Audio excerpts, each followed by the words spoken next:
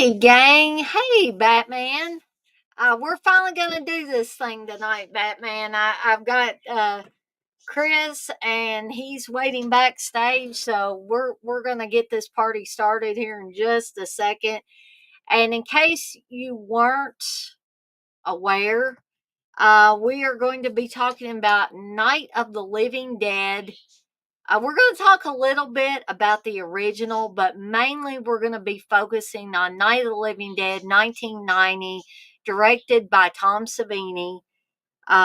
Whether you love it, you hate it, you're indifferent about it, me and Chris are going to try to cover all sides of this particular remake. Hey, X-Ray, you say, yo, Dana, been a while. Can't wait to hear your contrarian takes on this film. Well, I can't wait to hear all the things that Chris is going to say about this movie as well, because I know Chris really likes this movie, and we're going to dig as deep as we can into that.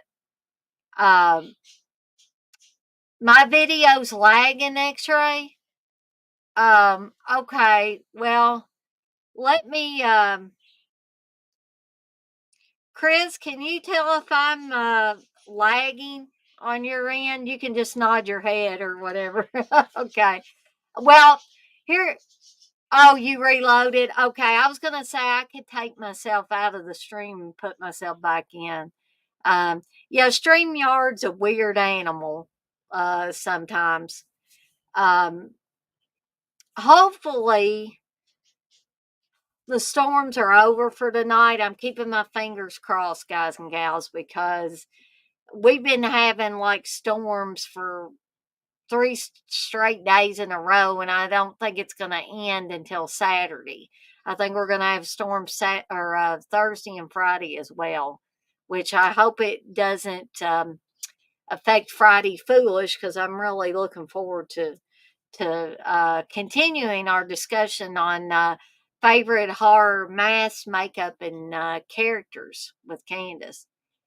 Um, Batman, you say, my fave scene in Deadpool and Wolverine is the Honda Odyssey scene. I, there were many scenes that I liked, but if y'all are curious about what me and Steve thought about Deadpool and Wolverine, there is a Highway to Hell up where we went to see it. In fact, we went to see two movies this weekend. We went to see that one, and we also, I don't know how I managed to do it, but I got Steve to take me to see Long Legs.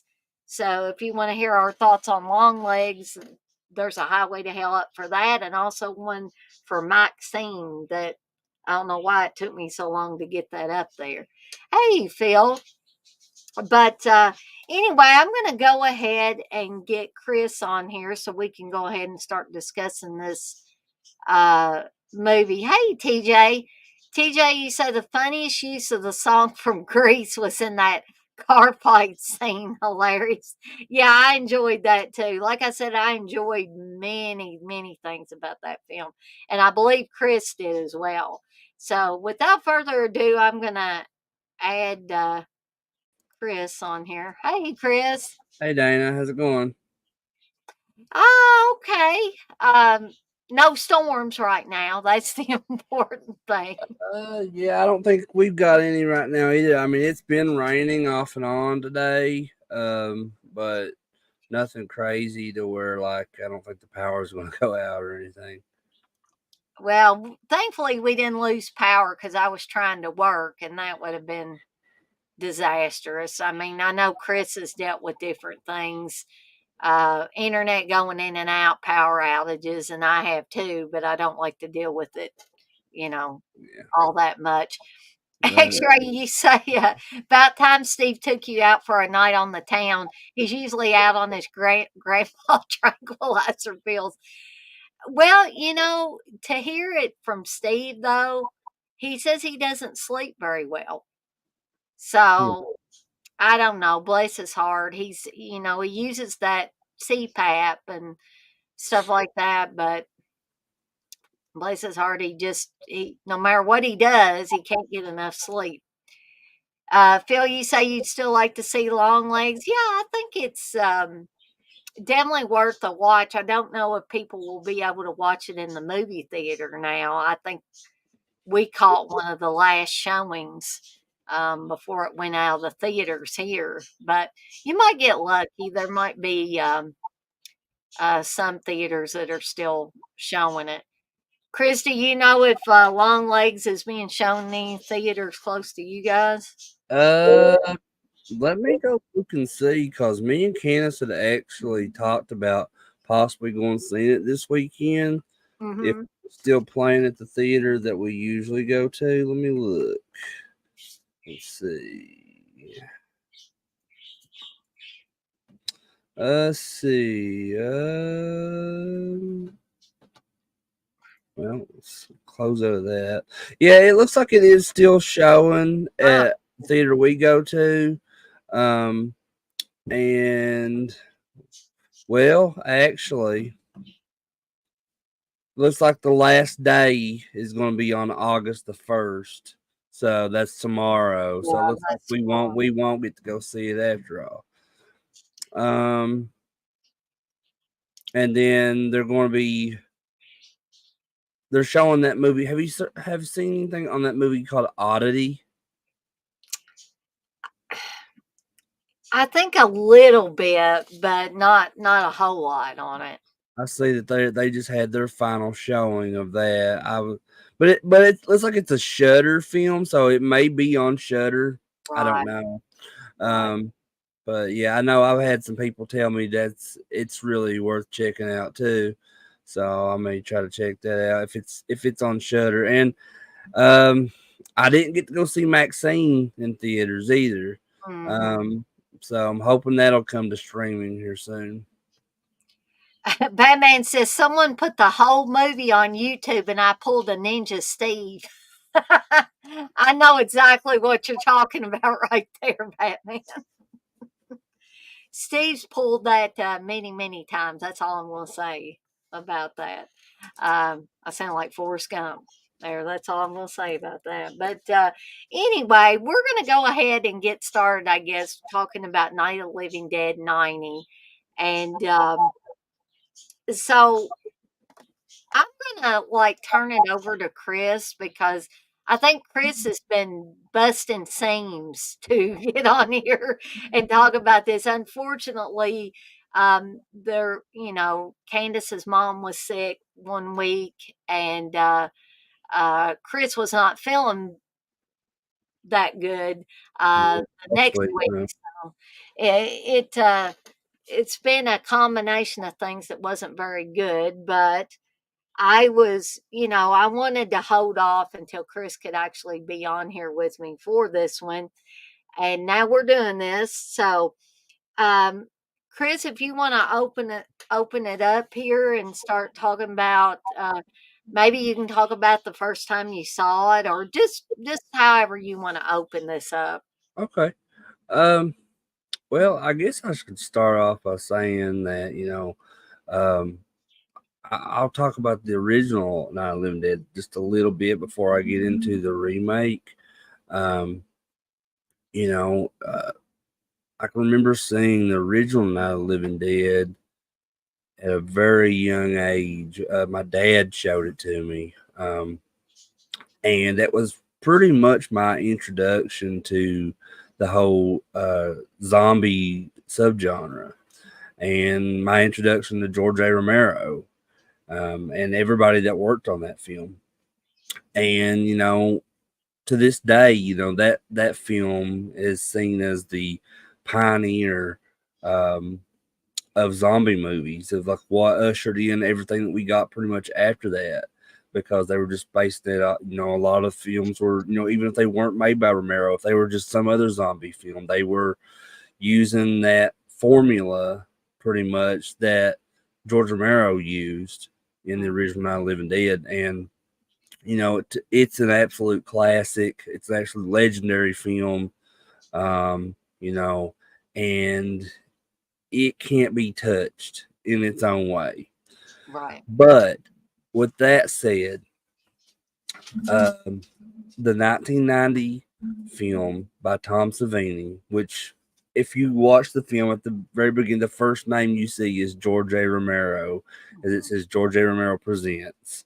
And then it gets in something something production. I can't remember what the production company that made it. And then I think it was 21st Century Film yeah, Corporation. that's it. There you go.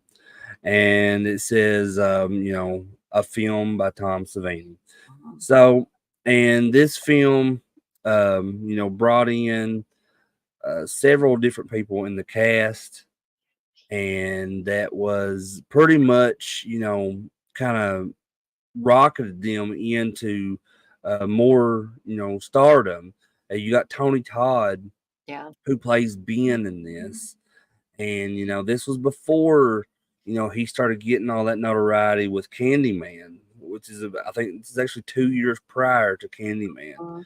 And then you have Patricia Tallman, who she kind of went on to do work with Sam Raimi and other people within the horror genre.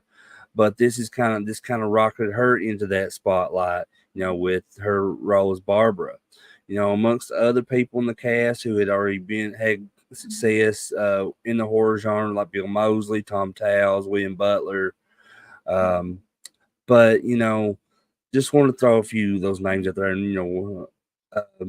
and how important they are to the genre. But the film itself, like I said, it is probably one of my favorite remakes in the horror genre of all time. Um, and even though I did say that the original is a classic, I love it. It can't be touched in its own way. This is an example of where I prefer the remake over the original.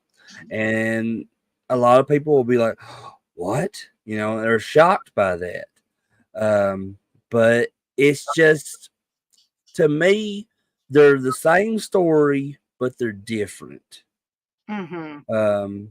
So, and the way I, look at this now, I look at this with a lot of different remakes from original films, is that you just got done talking about before I came on here about Deadpool and Wolverine and how awesome that movie was, and I had an absolute blast with it. But look at the whole premise with that movie and other films in the Marvel Cinematic Universe.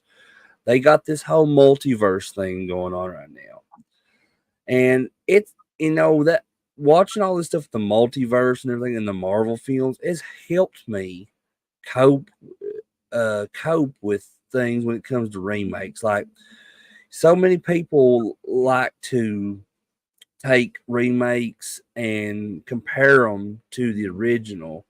And, before even these remakes come out, people are saying, well, it's not going to be as good as the original. It's not going to be as good as the original. It's going to ruin the franchise, or, things like that. Well, I'm just looking at it like this. You can, just based off the whole premise of the multiverse within the Marvel films, don't look at it. Don't look at it and don't compare them, because they're completely different universes. They're completely different films. Um, and that's what's helped me, like cope, try to look at things like, well, even though I like the remake of Night of the Living Dead 1990 better than the original, I still love the original just as much, if that makes sense. Yeah, it Because makes total sense to me. I, I mean, it does to me. I mean, it may be confusing to some people, but what I see it as is like, they're the same film, but they're different at the same time. Because you look at things in the film, like the what happens in the end with Ben, completely different from the Mhm. original. Um, Barbara's entire personality is completely different from Judith O'Dea's portrayal in the original. And I think, I'm always like being into like empowered women in film. Mhm. Whether it be Ripley from the Alien films, whether it be Sarah Connor from the Terminator films, or it be like, or even outside of films, just like TV series, like Buffy the Vampire Slayer, stuff like that. I've always been into that. If they come across as like a total badass, I mean, I'm totally into that. And, you know, that was one of the things that I helped me enjoy the original. I mean, sorry, the remake in 1990 more was the portrayal of Barbara because in the beginning of the film, she all this stuff, the world ending, zombies coming out of nowhere, is all launched at her right in her face, where she doesn't know how to cope with it, and she just basically goes into a state of shock. Mhm. And then finally, she just snaps out, and she snaps out of it. And she's like, all right, I'm going to deal with this. I know, she's like, I've calmed myself. I've come to terms with what's happening. She said, let's face this head on. And she just kind of goes into like, almost like a manic state of mind. Right. And yeah, I mean, just like that's just one of the main reasons why I love this. I do like the acting. I love the acting, especially from Tom Towles. Like he comes across as this total asshole in the film.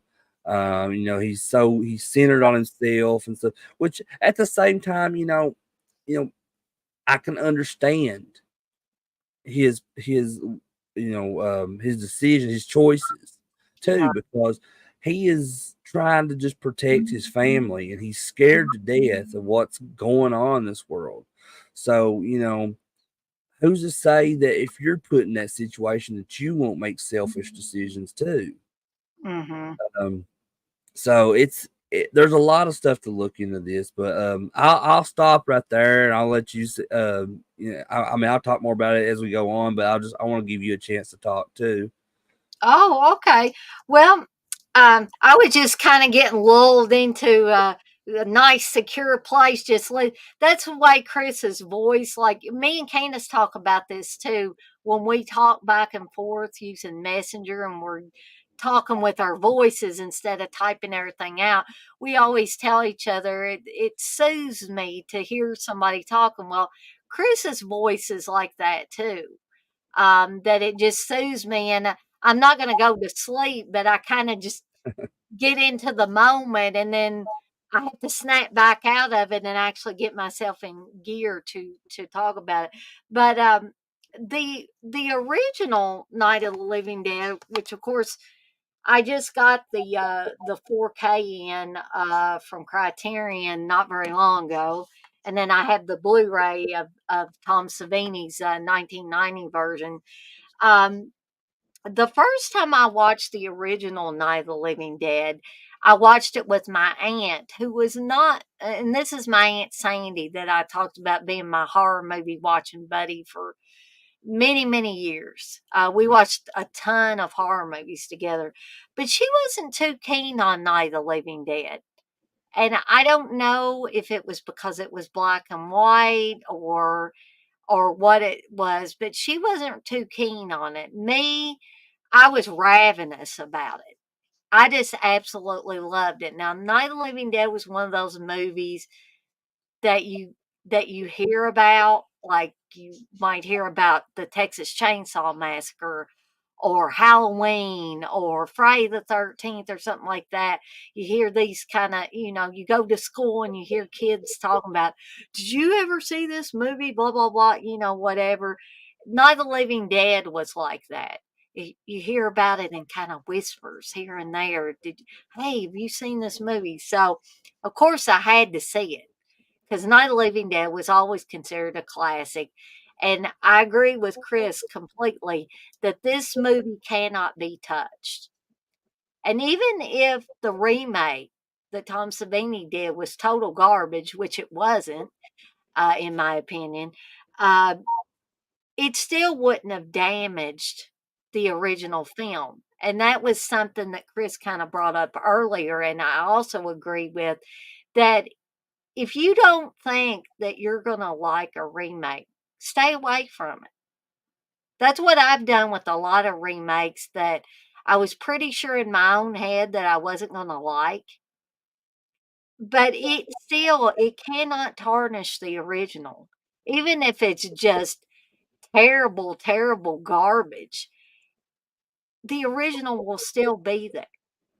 It will still be available for you to watch in some format or another. Yeah.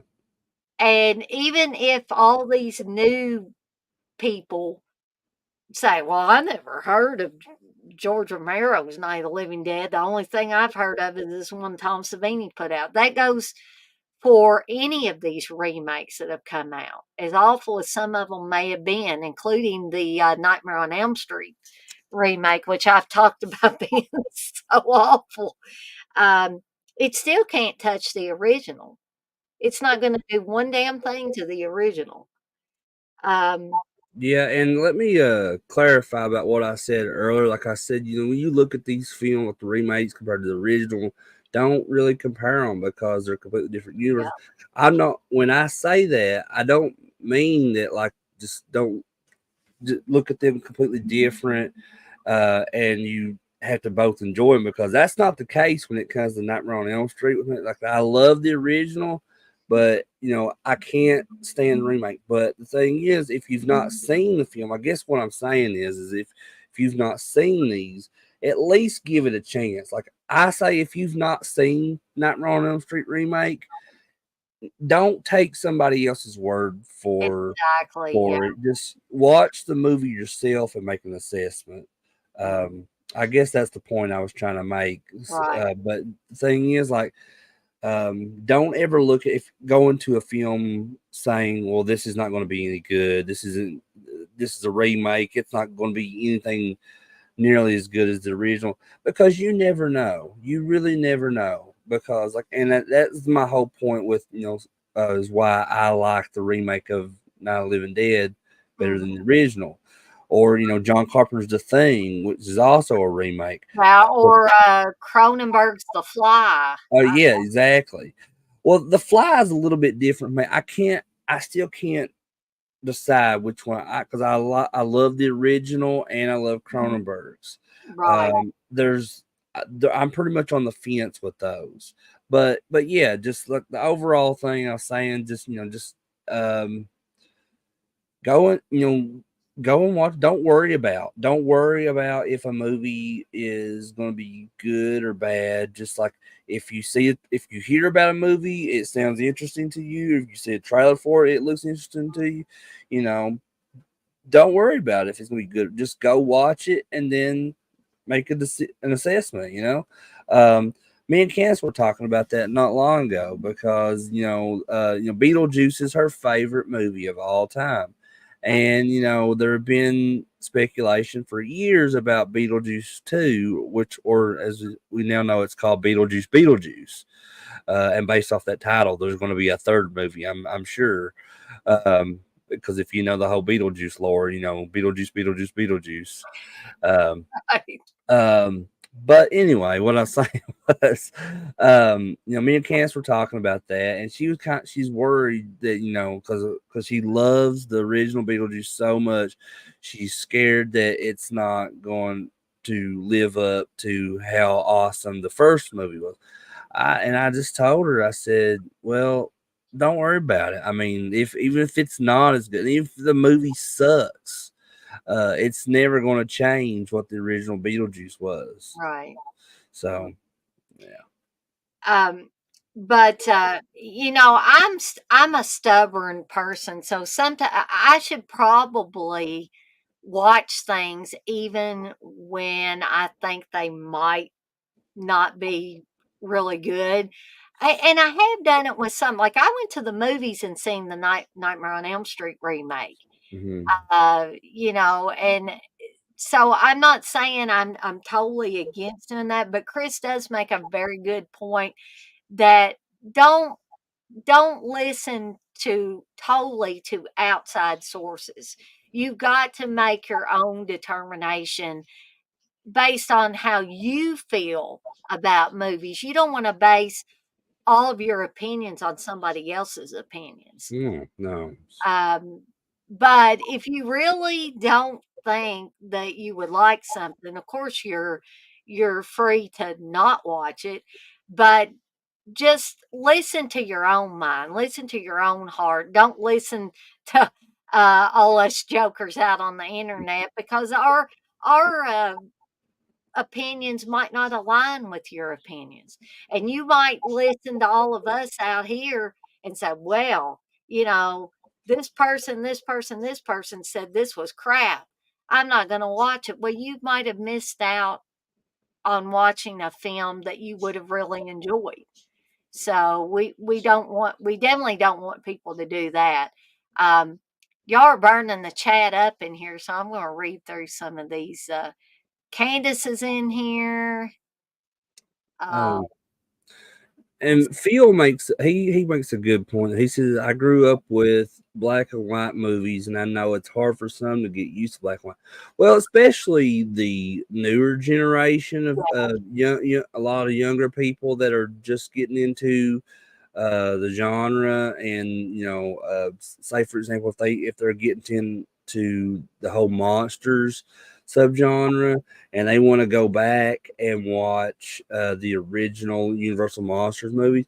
mhm, I have seen several people of the younger generation nowadays um, that have crapped all over Universal Monster movies and or just any kind of horror or any kind of film in general that is in black and white. Um, I It's really disheartening. I mean, there's a few here. I'm not saying that all the younger generations like, because there's a few I've ran across that are appreciative of those films from those eras. Um, but I just, things change with generations. I've noticed that, like with our generation, the generations before us, we all our interests change over time, and luckily for me though, that generation before me was where all the black and white films existed. But I've got into those at a very young age. Like I said, Night of the Living Dead, I watched from a very young age. I watched a lot of the Universal Monsters movies from a very young age, and it stuck with me my whole life basically.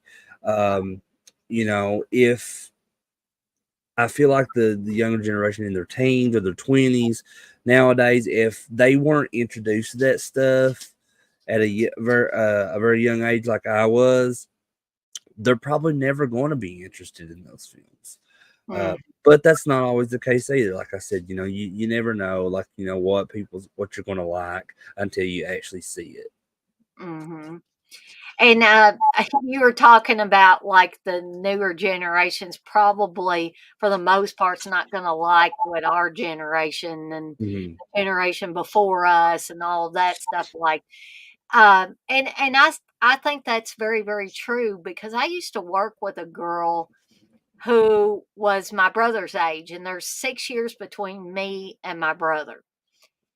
And she would always tell me, I'm not going to watch any movies prior to 1990. I was like, oh my gosh, you Wow. are like, she said, I'm not going to watch any horror movies prior to Yeah, I've 1990. heard people say that same stuff and or made those same comments online. Like, um, I've seen them say go worse than that and say anything prior to the '90s in film is crap Yeah. and is not well made and cheap and blah blah blah blah blah. And Mm, uh, I mean, if that's how you feel, that's fine. That's your opinion, and I'm not going to knock you for it. I don't agree with it, or you're limiting yourself severely, um, I think. but but if you go through life having that attitude about films, um, then it's probably best for you to stay off YouTube, or any kind of like Yep. review sites or anything like that. Message boards, things like that. And that's I hate to get off the beaten path here because and we will talk about Night of the Living Dead 1990, but um, that's why I stay away from these like review sites like Rotten Tomatoes and stuff like that, and Because I know a lot of people like to get on there and like what they call review bomb films, Yeah, and you'll see a movie on there with like 33% on Rotten Tomatoes or something, but if you watch it, you could love the film. The film could be amazing, right. and it's just basically like trolls getting on there and just review bombing stuff to make it look like it's a terrible movie. And so I stay far away from that crap. I have for years. Uh, I mean, because Probably a smart idea, Chris. every one of us are going to have similarities from time to time, and have the same feelings on a movie or a TV show or whatever it may be. Um, but it's not going to happen 100% of the time. Sometimes Dana's going to love a movie that I don't like at all, and vice versa. But you know, I don't feel that gives anybody um, to like put somebody below them. Like if somebody's below you, if they don't like something you like, Right. so um, I guess that's all I'll say on that. But that's just try just trying to make a point. You know what I mean? Yeah, and that's all part of what I want to do with apples and oranges. If we can make points without being nasty, and that's exactly what Chris just did. He was explaining in his own way why it's important that you don't Yeah. limit yourself. And I hope people can understand what I'm saying, because I mean I'm not very good at like putting putting words together when it comes to talking about things sometimes. You're doing So I try to say it in my own way the best that I can. fine. Um, I, I don't like Forrest Gump. I'm not a smart man, but I know what love is. But the thing is, Chris is a very smart guy and he knows his stuff. And that's one of the other reasons why I love talking to Chris. And the other reason I like having him on here is because he knows his stuff. He knows what he's talking about. Um, but Batman said I was probably 4 years old when I seen the remake and was terrified, especially when Barbara and Ben went into the house with the fat, bloated zombie. Yeah, that was pretty, unsettling to say the least. Yeah, That and that's the one that ended up being Uncle Regis, which was Uncle, just yeah. William Butler's character Tommy in the movie. That was his uncle, Mhm. apparently. And Phil says when Night of the Living Dead came out, it was so different. And it being made in black and white, I thought it looked so real. I was a kid, it freaked me out. And Phil brings up a very good point because by making it in black and white, sometimes you're forced to make it in black and white because you had no other options. And even if there was color, sometimes people didn't have the money to shoot their film in color. They had to shoot it in black and white, right? So I love the black and white feel though, because guess what? It does make it feel real. It makes it feel like newsreel footage or a documentary or something like Hmm. that. And I think that even if George Romero could have filmed in color, I think it's fantastic that he filmed in black and white because that made the film scarier. At that point in time, I think it made it scarier. Now, do I mean that Night of the Living Dead 90 is not scary? No. Like, Tom Savini really ratcheted up the zombies in this. Hmm. Let me talk about these zombies for a second here, folks.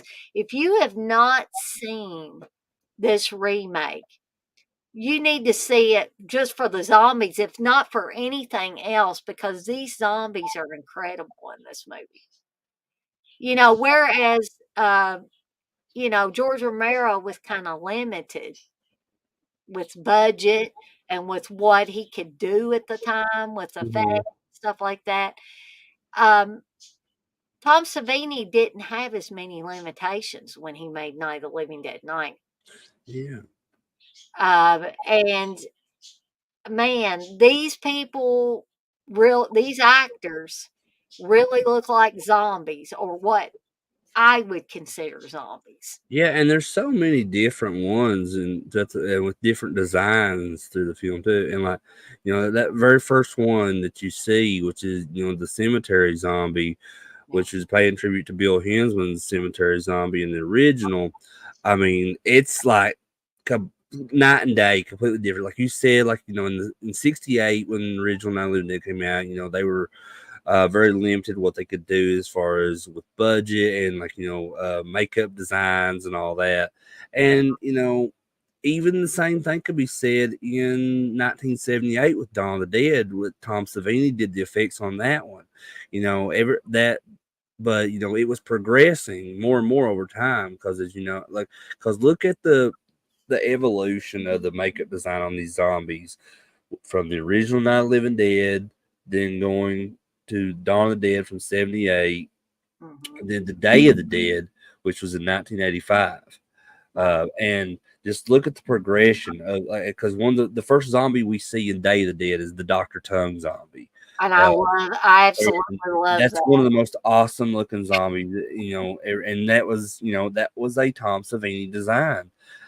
So, it, and if in 1985 we had the design we did for the zombies and the makeup that they had, and you know, we knew that it was going when Tom Savini's Night of the Living Dead came out, and not five years later, that they were going to be off the charts, unreal looking. I mean, Yeah. and they really are. The makeup design on a lot of these zombies, whether it be the cemeteries or one of my favorites is the zombie that gets run over by Ben, and then his body gets all twisted up, That's a creepy one. I was gonna say and that's a creepy one. apparently the guy that they got to do that was like a contortionist. So Mm, the way you see his body all twisted up like that, that's for real. There's no like camera tricks or any or another person laying there. That's that dude's actual body. And I remember the guy that works with the Living Dead weekend up in Pittsburgh. mhm. His name is Lawrence DeVincent, but they call him Larry. And he's like one of the biggest Romero fans ever. Um, and he helped bring that guy in for one of the past couple Living Dead weekends, and he was that guy gave like a Q and or part of a Q&A panel, Mhm. and he talked about how he was able to do that with his body and stuff, and so I thought that was really cool when I learned Oh, that. yeah, that's Um, awesome. and then like just there's one of the other zombies that stands out to me in the remake is I can never tell if it's an older woman zombie or if it was supposed to be um, a child zombie. I'm still not sure to this day because it's towards the end of the film and there's like a female zombie walking Yeah, around and holding like a teddy bear or some kind of plush animal. right. And then, you get a close up of her face and it looks like he's decomposing stuff. So I can't really tell if that's an older woman, if that's a child, but just because of they're holding the stuffed animal and stuff, and then Barbara shoots her. Yeah. Uh, but I think that shot was used in the trailer, if I remember correctly I too. think it was, yeah. And there is a Night of the Living Dead 90 poster out there that's got like two or three zombies in the center of the poster, and I think that she's like the main one in the center Mm, on that one particular post. I think it's like the B poster or whatever that they put out. Um, but yeah, the zombies in this look phenomenal, and they're so much more aggressive as well. yeah. Um, very aggressive, right off the bat. I mean, it's just like it starts that that cemetery scene, and they're like just like in the original. And as soon as the zombies come in, it's just like in your face, nonstop. Like it's kind of like an action film too, in a way, like Yeah, like an action horror. But and I'm sure people in here, if has most people in here have seen the film. So I just want to say, it's interesting that towards the end, um, there are kind of nods to the original Dawn of the Dead in there as well, because there is a guy at the end of the film that they're interviewing for TV, and he's wearing an eye patch, and it reminded me of the guy that's on the TV in Dawn of the Dead that has the eye patch. And then also you look at the group of like the rednecks is what I call them, the rednecks that show up at the end of the film, and there's a group just like that in the original Dawn of the Dead, and it makes me like think like, are they tying those together? Like when you see the rednecks in Dawn of the Dead, when there's the group along the road there, is Barbara supposedly with them, like Uh, she is at the end of the remake? So is that what that's implying? Or not, but I thought that was interesting that they added that. mhm. I had forgotten about that, and I refreshed myself on this before we went on here too, and that totally slipped out of my mind. TJ brought up the point, and Chris brought it up a little bit too, about the differences between Barbara in the original and Mhm. Barbara in the remake. And I hear people complain. Well, Chris wasn't complaining, and TJ, I didn't feel that he was complaining either. But I have heard people complain that one of the big reasons they don't like the original Night of the Living Dead is because Barbara is a little mouse. She doesn't do anything but cry and, just be catatonic. I've heard her described as catatonic during most of the movie. But the way I look at it, it's a time difference. Women during the time when Night of the Living Dead, the original, was made, Mhm. I'm sure George Romero was trying to make a reflection on, and I'm not trying to insult women, I'm just saying women were looked upon as little mousy creatures back then. Women were forced to take a back seat many times in real life, too, not just on Well, movies. they were seen as like always trying to portray them as they call it damsel in distress. Exactly. And I think, with horror and stuff, especially in sci-fi, that started with like Fay Ray in Yeah. King Kong, as she was seen as like, like basically helpless, and she could do. But who is not going to be helpless against King Kong when you're a human being? Um, but yeah, I get what you're saying, because like they were always seen as like, uh, you know, men were always just put as in the forefront there, and always having the strong roles, and Yeah. women were not seen that way for many years. Um, However, that change, I think, starting in the 70s. Mhm. Uh, with a lot of like Pam Grier Yeah. films, and just a lot of like there was a lot of exploitation stuff being put out, whether it be like rape revenge films or something like that, because they would in those types of films they would show the woman starting out being weak, and like she's like a damsel in distress, until she would go through this transformation Yeah. and say, I'm not going to take this shit anymore, and she's going to, just basically avenge herself. Yeah. I'm going to take you bozos out now. And, and just, and even you look at like Sally in the original Texas Chainsaw Massacre, the survivor coming out of all of that, I feel like that was a progression with that as well. And as as it went on, especially in the 80s, we saw a lot of, that in the 80s with the Terminator, with the original Terminator, and with Aliens. And, and the original Alien, we saw that beginning with the Ellen Ripley character in 1979 with the original. So like, and I just feel as time has went on, even nowadays, the the women empowerment movement thing especially in film, has kind of gotten stronger over time. Um, and because like you said, a lot of women were not seen as equals to men back then. Um, and I think there's women nowadays that are at least getting uh, like equal roles and pay from my understanding as much as what the men are getting now. So that's always good. And while Chris was talking, I was thinking about, I don't know how many of y'all have seen Eddie Murphy's Delirious, but when Eddie Murphy was doing a lot of stand up comedy, one of my favorite ones that he did was Delirious.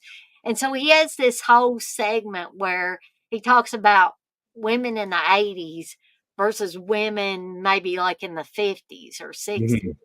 And he says that, back then, when a woman would get upset and she'd say, "Let me out of the car," he said, the man would say, "Oh, no, we'll have none of that." He said in the 80s, a woman says, "Let me out." He says the man will put on the brakes and he'll say, "Get the fuck out." And then he'll leave her standing there on the side of the road. That just goes to show you how much things changed. Mhm. Men and women's roles changed from 50s and 60s to the 80s even. So, push it a little bit further into 1990, that progression just kept rolling. Yeah. And when you first see Barbara in Night of the Living Dead 90, she does look mousy. She does look weak. She's having an argument with her brother, played by Bill Moseley, Johnny. Mhm. He is teasing her about being scared of the cemetery, being scared of dead people, but she actually calls him a bastard twice. Yeah. The original Barbara didn't do that. She just said, "Oh, Johnny." She just kept saying that to him. So there is a strongness with the Barbara from Night of the Living Dead 90, but you get a progression even in the film with her strength because she fights off this zombie. She's stabbing him with the thing that's holding like the flowers. I can't think what that's called either. It's like the flower stand that you stick in Yeah, the ground. and she keeps stabbing him with it, and she keeps trying to protect her brother. And here's something else in that scene, and even in the original, Barbara is not the one that's taken down. Her brother is the one that's taken down. So we even have a strength in the original film with the Barbara character. It's just not quite as strong as Patricia Tallman's version of Barbara from Night of the Living Dead 90. So I think there are things to appreciate in both films. And I see strength in Barbara, played by Judith O'Day. It's just not as pronounced. And I think that, again, that was because of the time period that the original what came out in and was created in. Um, Chris, would you agree with that, or do you have, I would love to hear if you had, some other thoughts. Yeah, I absolutely agree with that, and I just feel like it's I think you said it best when you put it that way. Like there are some major differences between the Barbara character, well, really all characters in within this film. Like Tom Towles, who portrayed Harry Cooper. Now, forgive me, I've forgotten the original actor's name from the original Night of the Living Dead that played Harry Cooper, but they're very close to one another. They're probably, out of all the characters in the film, uh, the Harry Cooper characters are probably the most parallel with one another. Yeah, Um, but just yeah, it's just this whole thing in the times with Barbara particularly, of how they transformed her character into what it became. yeah, And another difference I noticed, like I had kind of forgotten about it, honestly, because I've just seen both films, the original and the remake, so many different times, that some of it can kind of blend together because where they're supposed to be the same film, but they have different things going on, and that's with Bill Moseley's character of Johnny. So in the original, with where Rush Streiner played Johnny, he's attacked in the cemetery at the beginning, and then later in the film, we see a zombie version of him, and it shows up at the house.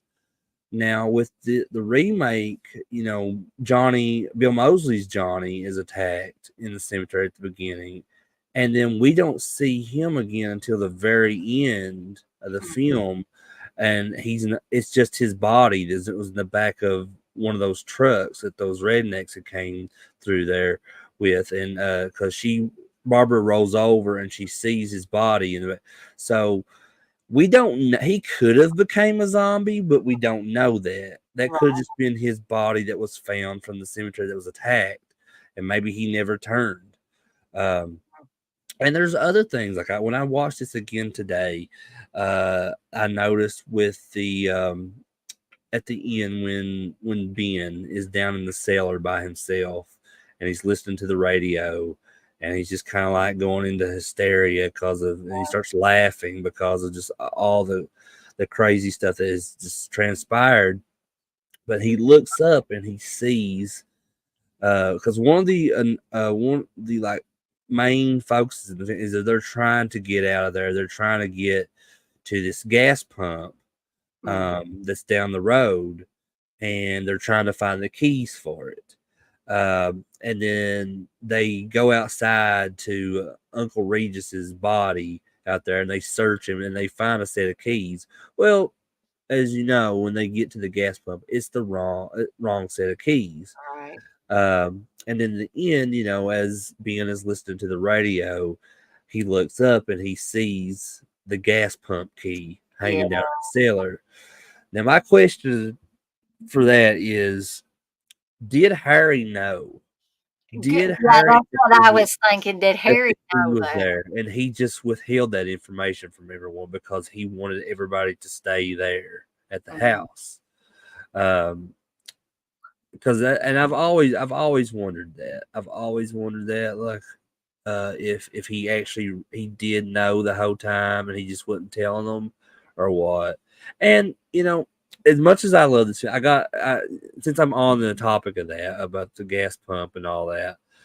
Um, why in the world did they shoot? They aimed directly the gun at the gas pump and shoot because Yeah. what Tommy was trying to do Mhm. was trying to just, I guess, shoot the lock open. But why in the world? What possessed him to shoot that close to the gas pump? He Not had to be smarter than that. he had to know that he was going to blow everything up. Um, Yeah. and but like, I love everything about this movie, even the silly stuff too, like that. And but I will say, if there was one character in the whole movie that kind of annoyed me, was Tommy's girlfriend, Judy Rose. Yeah, she like on rewatching this, I'm glad you brought that up. She screamed too much. It's almost like they were saying, "Well, Barbara's gonna be strong. She's not gonna do a lot of screaming. So we gotta have somebody screaming her head off." And she screamed every single time something happened. If a zombie's arm came through the window or something, she screamed like somebody was stabbing her to death. So yeah, I can see that. Uh, TJ, when you said, well, Cooper and 90 didn't try to pew pew Ben, what do you mean by it? Because they do get in a gunfight in the film, so I don't know if I'm just misunderstanding your comment or Or I don't know if TJ's trying not to say anything that would be controversial, or maybe I'm reading way more. just comment on that for me, and just to clarify, because because maybe I just misunderstood. Because like I said, I do remember them having, because there was a Yeah. right when Sarah, Harry's daughter, turns finally, and she comes up there, and they're wanting to kill her, Ben and Barbara are, but Harry's like, no, that's my daughter, and then he starts shooting at Ben, and they kind of have a shootout there on in the stairwell, and that's what ultimately injures Ben to where he goes and locks himself up in the cellar. Right. Um, Candace made a good couple of points there. She said, I may have a controversial opinion, but I enjoy the Night of the Living Dead remake light years more than the original. I remember watching it for the first time and being terrified. And she goes on to say, I didn't watch the original until I was older. Granted, with that being said, I like the original and appreciate it definitely. Yeah, and I think that happened to a lot of people, that it was kind of the reverse for them. It's like me and the Evil Dead movies. I watched Evil Dead 2 before I watched the original Evil Dead. So I was a little bit confused. I didn't like it any less, but I was a little bit confused because Evil Dead 2 had so much comedy in it, right? And Evil Dead was more of a straight ahead, horror film. Well, that's kind of the same thing with me. Like, of the Evil Dead trilogy, the first one I ever seen out of those was Army of Darkness. Right. And uh, funny enough, I knew after watching Army of Darkness, this is Bruce Campbell that was in this role as Ash, and that was I think the first thing I ever seen Bruce Campbell in as well. And I just remember, like, it's so funny how I watched that, and then after that I watched Evil Dead 2, and I watched those movies not because I'd watched Army of Darkness. I saw these movies at my video store, and the first Evil Dead box art cover that I seen, it was um it was a newer one, I believe, because Mhm. I didn't see the Evil Dead films until probably sometime in the 2000s. Um, so the first Evil Dead like VHS box art that I seen has Bruce Campbell standing there on the front like he's in a graveyard and he's holding a shotgun. Uh-huh. Um, so I only rented that because it had Bruce Campbell. I was like, oh, there's another movie with Bruce Campbell. I went into Evil Dead not knowing this was the same character from Army of Ah, Darkness. uh-huh. And when I rented Evil Dead, they had Evil Dead 2 as well on VHS. So I was like, well, I'm gonna rent both of these. And I'll never forget that. Like after I watched it, I was like, holy crap, these are the same character. This is the same character from Army of Darkness. And Mhm. that's like, and then that right there is when my like infatuation with that whole series blew up right then and there. So yeah. Um, And Phil also says, I think I saw that Romero wished he wrote Barbara differently. I think I may have read that too, or saw some kind of interview with Romero. But you know what? My personal opinion on it is, I think the Barbaras from each of the movies stand on their own. yeah, yeah. I'm actually glad that Romero didn't write Judith O'Dea's version of Barbara differently. Um, if Well, he had, but I'm just kind of glad he I didn't. feel like if if Barbara in the 1990 remake had been written the same as Judith O'Dea's portrayal from the original, I don't know how much I would like it as much because I feel like, there's a lot of complaints from people when remakes are made and they're made. too much like the original. Right. Or there's also complaints of saying, well, they changed things. So there's always going to be somebody complaining about a remake or the comparison between a remake and an original. The thing is, for me personally, I would rather things be different because I don't want to watch the same exact film over again, just in a more different Right. time era or with different actors. You know, that's why I appreciate like Dawn of the Dead, the 1978 original version, is my favorite horror film of all time. Hmm.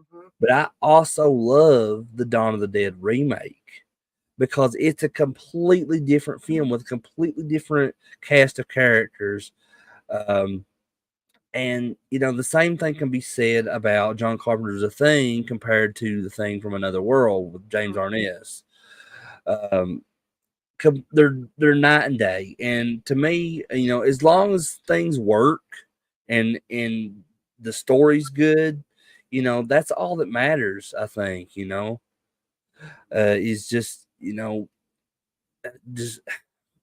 as long as it works for you personally, Right. that's all that should matter. Because I think a lot of people were that are diehards for the original Halloween were concerned even before Rob Zombie's Halloween came out, Hmm. because they were afraid of what they were going to do to the character. And I there's a lot of mixed reactions when that came out. Same deal with like Nightmare on Elm Street or Friday the 13th.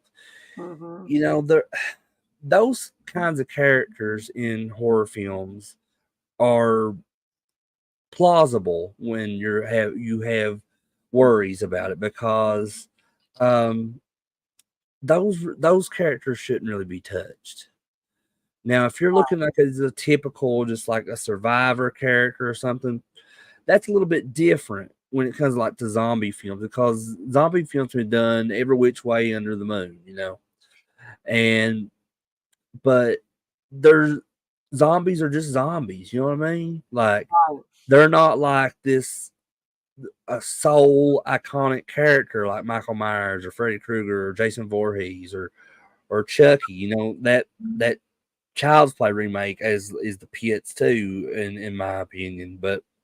You know, but if you're looking at something like that doesn't really have iconic characters to it, and it gets remade, um, I feel like for me it's easily to enjoy those more if the stories are good and they stray off the path from what the original version was. Hmm.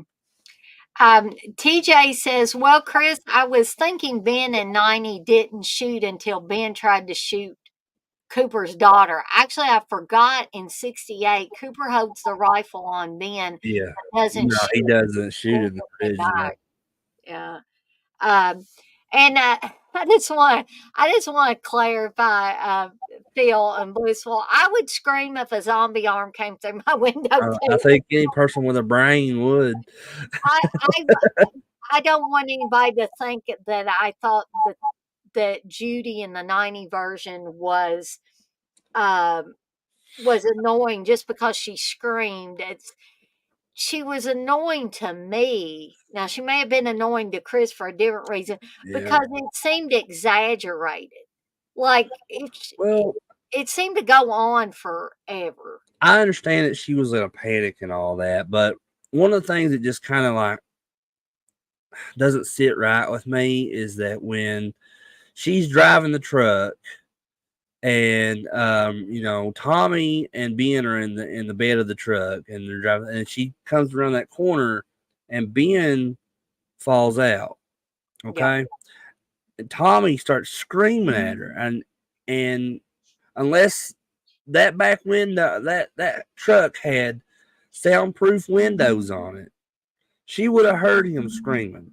I'm Yeah. sorry, I can't see it no other way. That's right. And then like finally like she stops and then he says it again and she's like, "Why didn't you tell me?" And he's like, "I was Judy Rose. I was yelling at you."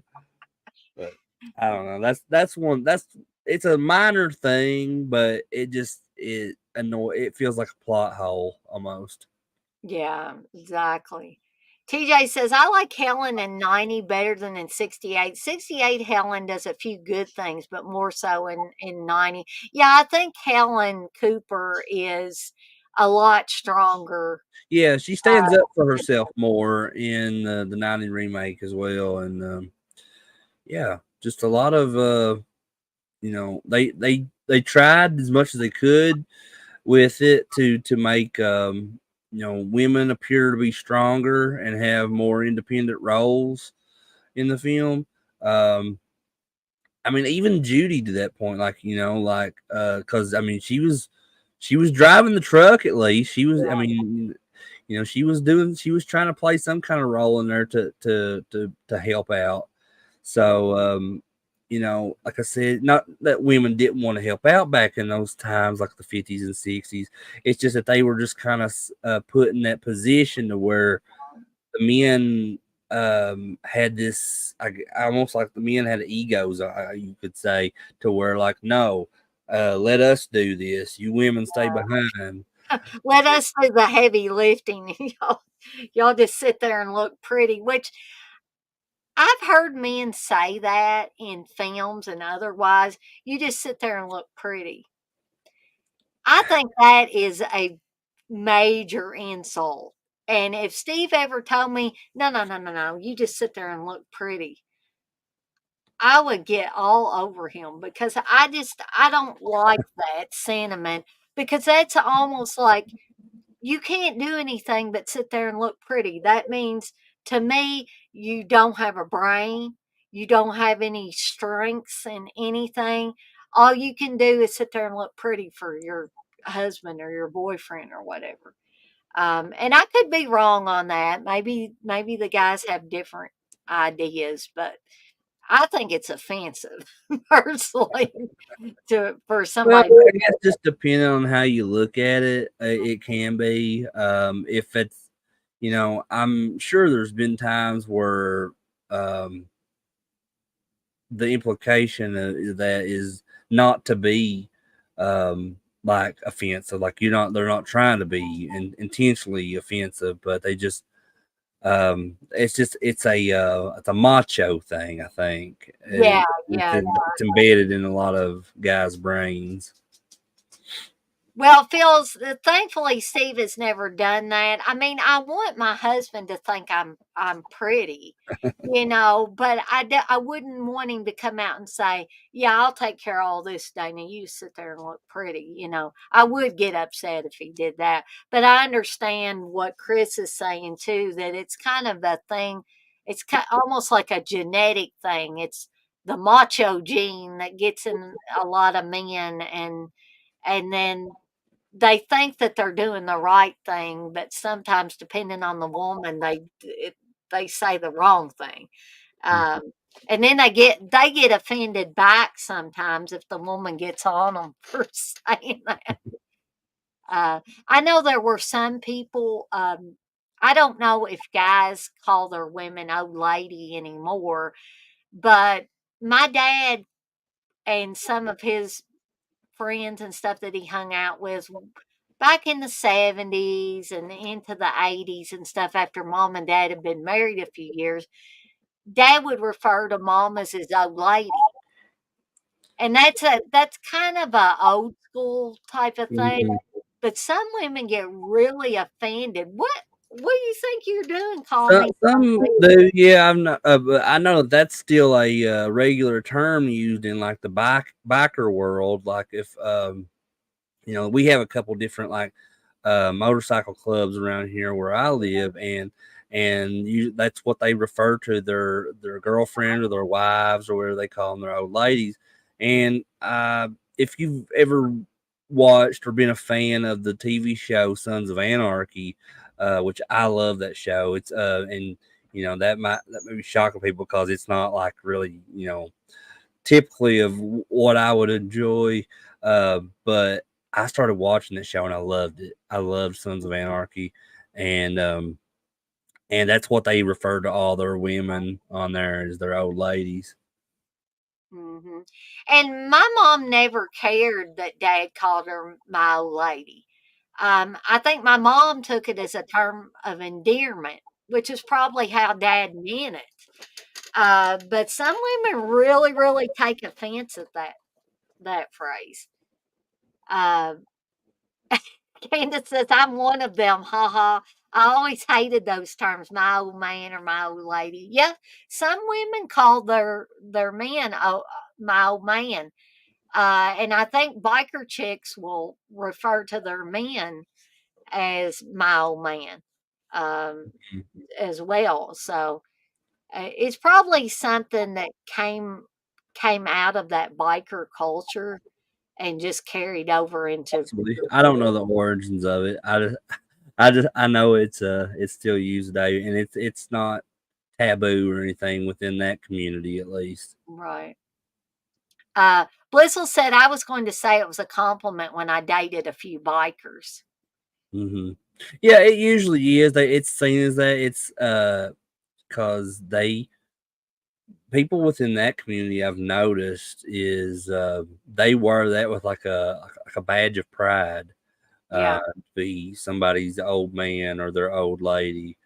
yeah. Uh, so I mean, it's funny how um, some things can be offensive in one culture but not be in the other.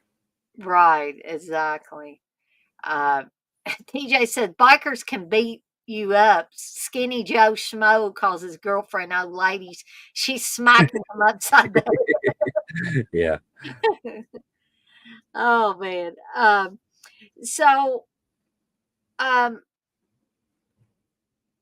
it seemed like there was something else I wanted to bring up about, and I need to start writing myself notes because this old noggin just doesn't. Yeah, I did do the same thing, I think, because like whenever I start talking about stuff, I just do it off the top of my head and I'm just kind of like all over the place on my thoughts. So like I'll first thing I'll talk about, I could talk about something that happened at the end of the movie, and then like as we go on, I'll talk about something that happened at the beginning of the movie, then something happened in the middle, and like I don't.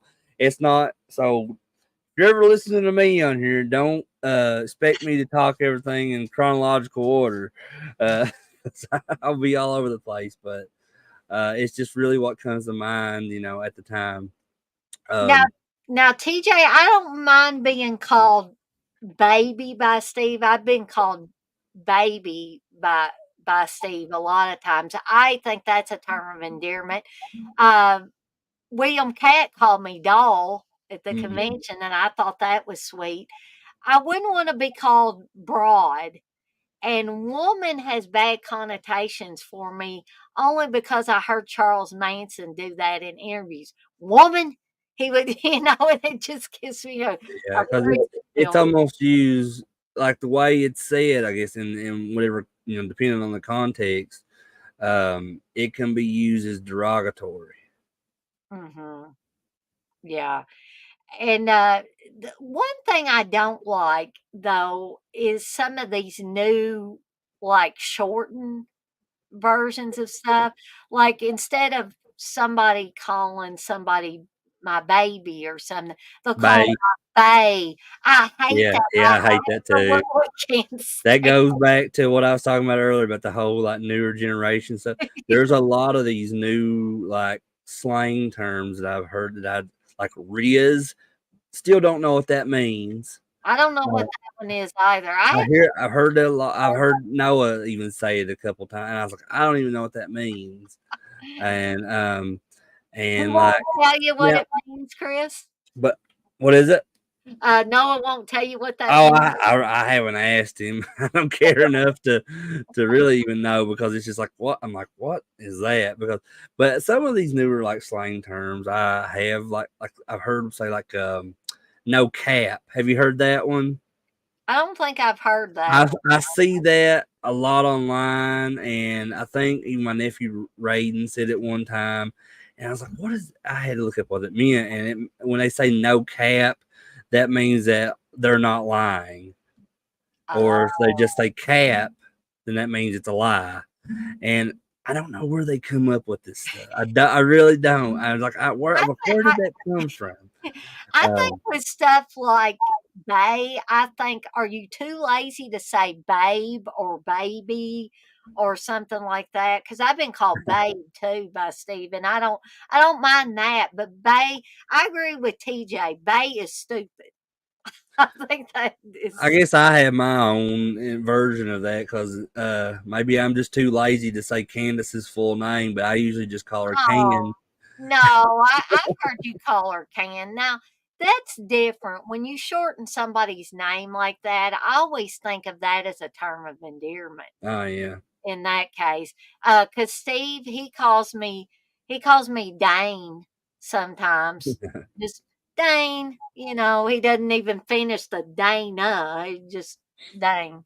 And I think that of that as a term of endearment. But when you can't even finish the word baby, you gotta say my bay. I think that sounds so stupid. yeah. I mean, I don't hate the term, I really dislike it. Mhm. It's I don't. It's cringy to me. Yeah, yeah, cringy. That's a good way to describe it, Chris. Uh, TJ says it means charisma, Chris. I don't know if he's Oh, talking about Riz. charisma. Okay. Yeah. It's a word that I've been hearing a lot here lately, like in like either videos I've watched online or I'm see people talking in comments on different groups I'm in on Facebook. I'm like, what the hell does that mean? Eh, And I'm sure I could have just a simple Google search would yeah, have helped well, me out there. that's what I do, but sometimes I'm like you, Chris. I I'm don't just like, care enough to yeah. go and look it up. But Candace says he says it means a way someone acts to attract a girlfriend. She's got the little laughing emoji. Now Uh, what now? She says he says it means a way someone acts. What is I, she talking about? I guess she's talking about the Rias. Oh, okay. Maybe she Okay. asked Noah what it what that meant. Um, PJ says, "Yeah, Rias. The other word is too long." Yeah, I laugh at that stuff. I have to laugh. Um, but to go back to 9/11 Dead 1990 though, one of the things that's always kind of shocked me is that Tom Savini doesn't necessarily care for this film. Because from what I understand, I think he was going through a really bad divorce or Yeah, something was going on with his yeah. girlfriend. I think he went through the divorce and also, or was in the middle of the divorce, and Mhm. also I heard Tom Savini say that also during that time period, I think this was when his ex-wife, I don't know what issue she was going through, but his daughter Leah was found wandering around on the streets, Oh I guess, wow. of Pittsburgh, and a friend of Tom Savini's who was a cop found Leah walking around and, contacted Tom Savini and told him, "Hey, I found your daughter just wandering around."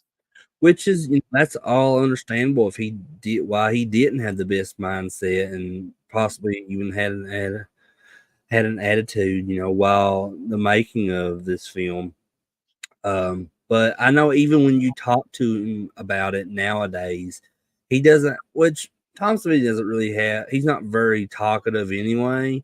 But Right. but even if you do catch him in a talkative mood, um, if you I've known of people bringing up the remake to him, and he doesn't have a lot to say about it. He doesn't. I don't think he still cares for his day because I guess it brings back bad memories for him of I what was going I on think at the that's time. what it is, Which yeah. I can completely understand that if you look at it that way.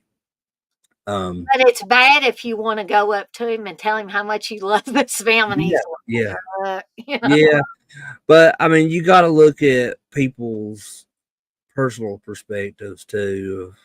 Of even when you meet somebody at a convention, if they're yeah, I realize that now. Like if you meet and like if you talk about something that you love, Mhm. um, that they have worked on or whatever, um, and if they don't have like a very fitting response to you that's acceptable to you. I think it's always best to now, knowing the situation with like Tom Savini in that case, Right. is to always consider like, they may not have much to say about a film if they were going through a bad experience in their life at Right. that time. Because you never really know what people's going through. Especially like actors and stuff too. They might be seem like all cheery and stuff on set when they're making a film, but in their personal lives, and they might have some really messed up stuff that's going on that we Mhm. don't know about. I So I I think that's something that we all, because I catch myself doing this even, but something that we all need to realize that even though these people are our heroes and when mhm. they seem larger than life to us, they are still human beings. And they no matter how much money you may have, how much notoriety and fame you may have, when it comes down to it, they put their pants on one leg at a time, just like the rest of us schmoes.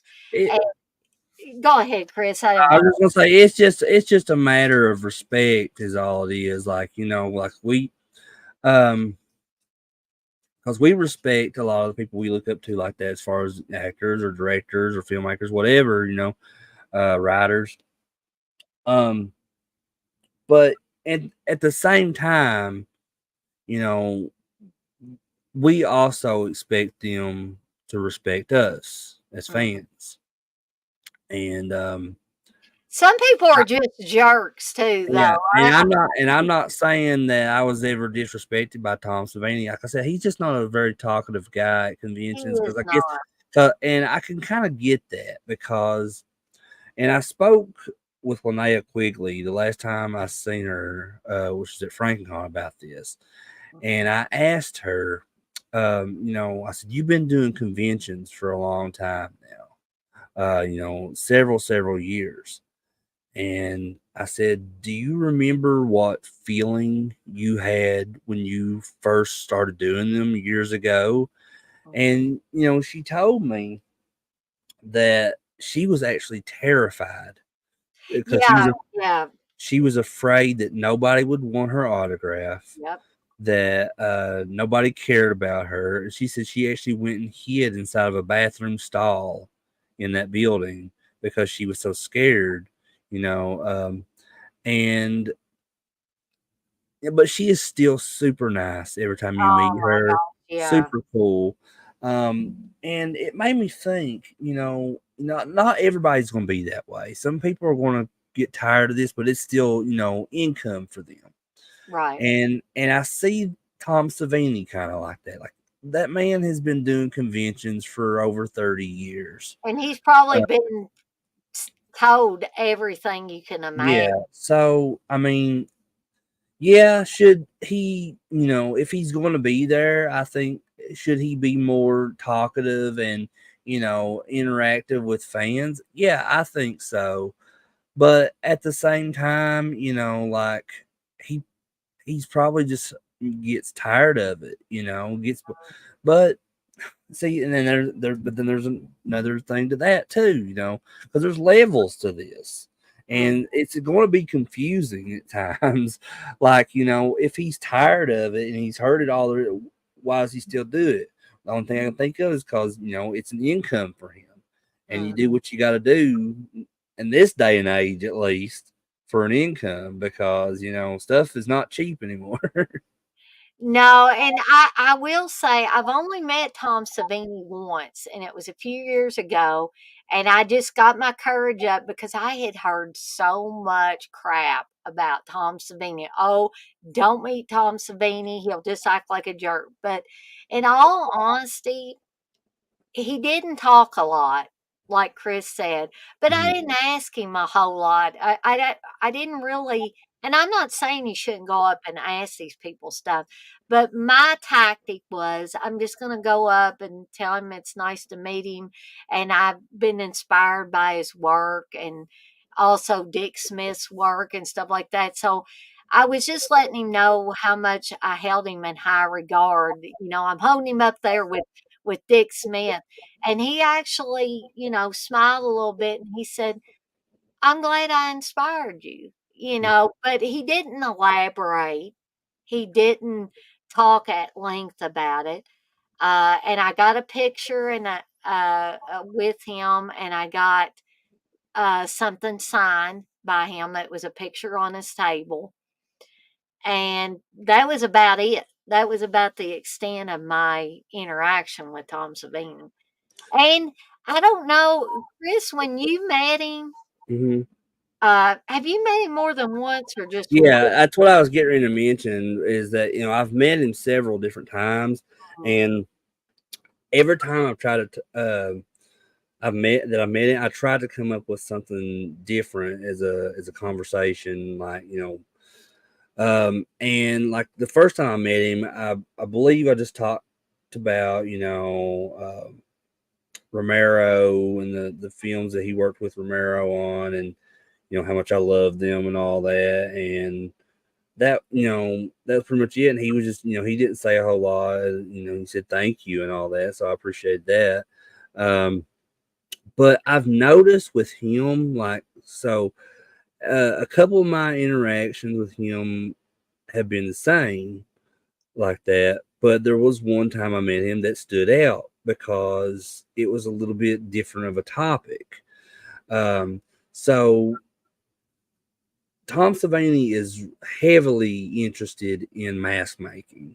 Yeah. If you've ever seen pictures of his studio, he's got masks hanging everywhere that he's created, that other people have created, that he's got from them, and stuff like that. So I can remember one time I bought this custom Ari Lehman Jason Voorhees from the first Friday the 13th mask from eBay.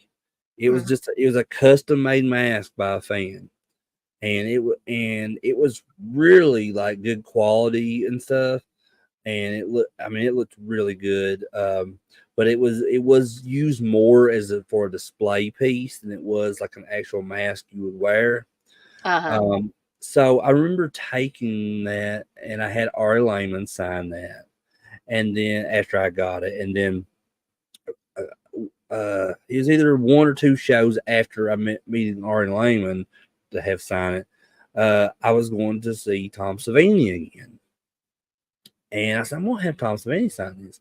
And I remember that was the most talkative he had ever been with me, Mhm. because I'd brought this custom mask to him that he had never seen, Right. that he didn't know anything about. He was actually asking me questions about it, about where I got it. He was actually even he wanted to buy it from me. Oh, Uh, wow. but I told him that I wasn't interested in selling it, and he was like he was wondering what, like, who I got it from, if he could get in touch. I said honestly, I got it from eBay. I don't really know like what who the person is that had it. I mean, and I don't think even had that person's information anymore at that point. Right. Um, but he was just heavily interested, in it, and he was talking about, like, he was looking at the material it was made from and everything, and he was just kind of feeling it out and everything. So if if you've never met Tom Savini, my piece of advice is bring something custom to him. Bring something to him that he has never seen before as a conversation piece. I think Uh, that probably works for anybody because I yeah, know I brought posters and things that they hadn't seen before, and they're like, "Wow," and that is a conversation starter yeah. a lot of times. Um, and but what I wanted to ask Chris is, do you normally when you go up to meet somebody, do you normally shake their hand? Yeah, most of the time, that's one of the first things I do when I go up to them. I introduce myself, and put my hand out to shake. Sometimes, it's a bit awkward for some people I've met, because I'll and then they'll just like put out their fist for a fist bump. That's just fine. That's cool. That's their That's what preference. Tom Savini did to me. That's why I was asking if did he ever But shake your hand? yeah, so I just kind of have to switch up, and it's a bit. because I prefer to shake somebody's hand. That's Yeah, just I do a too. personal thing, personal preference for me. I feel because I've always been taught that that's a sign of respect, Yeah. to shake somebody's hand. So yeah, I usually always do. And then, but there's been instances like with Michelle Bauer, who's given me a hug and a kiss, and same thing with Linda Hamilton. I don't expect that from Tom Savini. Neither do I really want it either. But, but, but yeah, like I said, no matter what, I always try to. That's one of the first things I do when I meet somebody is always, introduce myself, shake their hand, tell them what I appreciate about them, and Mhm. then just let it develop from there. Yeah, but when you said the thing about the fist bump, I said, "Yep, that's what Tom Savini did." I reached out my hand because I just automatically like Chris. That's what I Mhm. do, and he, put out his fist to do a fist bump, and I was like, "Oh, okay." But I just wasn't expecting that. I was expecting to, shake his hand, Yeah, like I usually shake everybody else's hand, but, talking about Michelle Bauer and Linda Hamilton, people like that, where they're really, affectionate with you. yeah, they're very like super nice. Some of the Mhm. nicest people I've ever met, and they're very personable with all of their fans. And So Felissa Rose is like that yeah, too. she's absolutely like that too. Like, She's one of the nicest she is people ever was. really, yeah, she's really interested in what you're saying. She gets excited over everything. And I'll tell you somebody else that gets excited over stuff is Darcy the mail girl, Joe Yeah, Bob's mail girl. She is so personable with she everything. really is. So like when I met her, I introduced myself and I let them know that I was also the guy behind the Joe Bob Says Check It Out Instagram.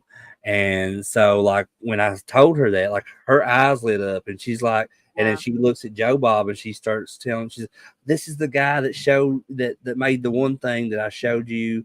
And then like she was actually talking about this video that I had made uh, on 420 that year, and it was like Joe Bob there, and it was like it was a clip from the last drive-in where they're like riding around in this car, and it's supposed to look like a rap video, Yeah. and so like I put that on my Instagram on 420, and I had like this I can't remember if it was like a Dr. Dre or a Snoop. I think it was a Snoop Dogg song I had playing over it, and she loved that. And she said because I don't think Joe Bob like it's him 100% of the time on his pages, like his social media, like Instagram or Facebook. Like he may get on there from time to time, and because it's definitely him when he does like the lives and stuff. Mhm. But I think he also has an assistant that kind of helps him with his social media. Um, so. Uh, Everything I've ever posted on that Instagram, like it's gotten a like by Joe Bob's account. Right. But so I'm basing it off of what she said because she said she showed that to him. So he may have not actually seen that on his Mm. actual page. It might have been like his assistant that seen it and liked it when I Right. had posted. So she's just shown that to him at some other point. You know what I'm saying? Mhm. Uh, but yeah, like she's very nice, very personable. Like like there's a lot of people like that. Then there's a lot of people that's not. It's just it's you just have to come with a form of understanding when you go to these conventions that that's going to happen. Yeah, Uh, it's gonna happen from time to time, and, I hate to say this, but some people are just jerks. They're jerks at the convention. There's jerks in real life that you may run into. They just don't have good personalities, and that you gotta be prepared for that too. And I feel so bad for people that they go to their first horror convention ever. Excuse me, I've been sneezing all day, guys. Um, but or any convention, it could be a Star Trek convention right. for all it matters. But you sometimes see people that this is their first convention ever, and they're all excited when they come in there, and at the end of the day, if you see them, they're just like this because they have not had the experience that they thought that they were going to have. Well, I don't know if you remember this or not. There was a Fright Night Film Fest. I want to say this was in 2010. It was right before me and Candace started dating. Hmm. Um, but Danny Steinman was a guest at that Fright Night Film, Oh yeah, I remember. and I mean, he had people coming up to his table throughout the weekend and stuff.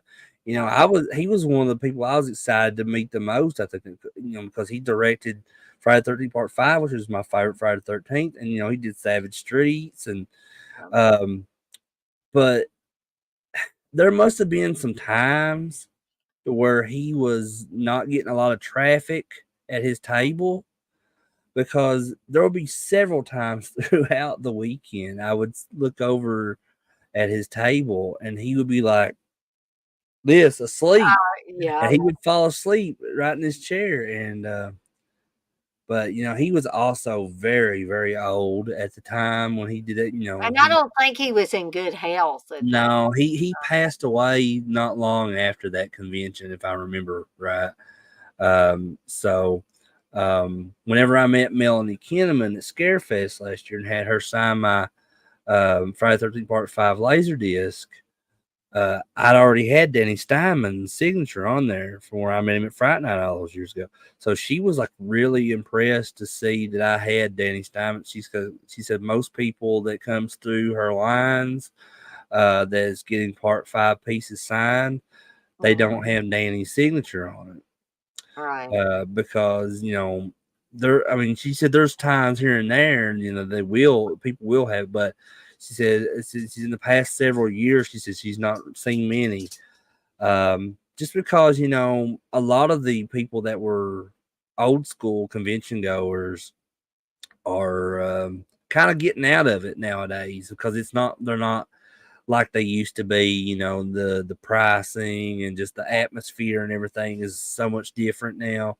And there's a lot of people that are getting getting to conventions that missed, that they didn't get that opportunity to meet some of these people that passed away. There's been several people that I have met that I'll look at pictures at. I was like, oh wow, that person's passed away. That person, like today, July 31st actually is this is the day back in 2015 that Roddy Piper passed away. And a year ago today, Paul Rubens passed away. I Yep. never got to meet Paul Rubens, but I got to meet Roddy Piper on several different occasions, and to me, that's one of both mine and Kansas' best celebrity experiences ever. Mm. And every time we saw Roddy Piper, he would always remember us. I Right. mean, and that felt special to me, because you got to think about the amount of people that these celebrities meet, and probably most of the time, if I'm being realistic, you'll be forgotten as soon as you walk away from their table. Yeah. And that's not an insult to the person. It's just they see so many Yeah, exactly, people. exactly. But with Roddy Piper, it was so much like more different from that. It is the most, because it makes you feel special as a fan. When you meet them on another occasion and they remember you, and it could be like months or years since the last time you see him, and but he would always remember us. Um, Now the same can be said with me and Kane Hodder, but that's a little bit different, because back when I first started going to conventions, I was going to one almost every other week. Like I go one week, and then like 2 weeks later or something, I'll be going to, and sometimes I'll be going to one week after another.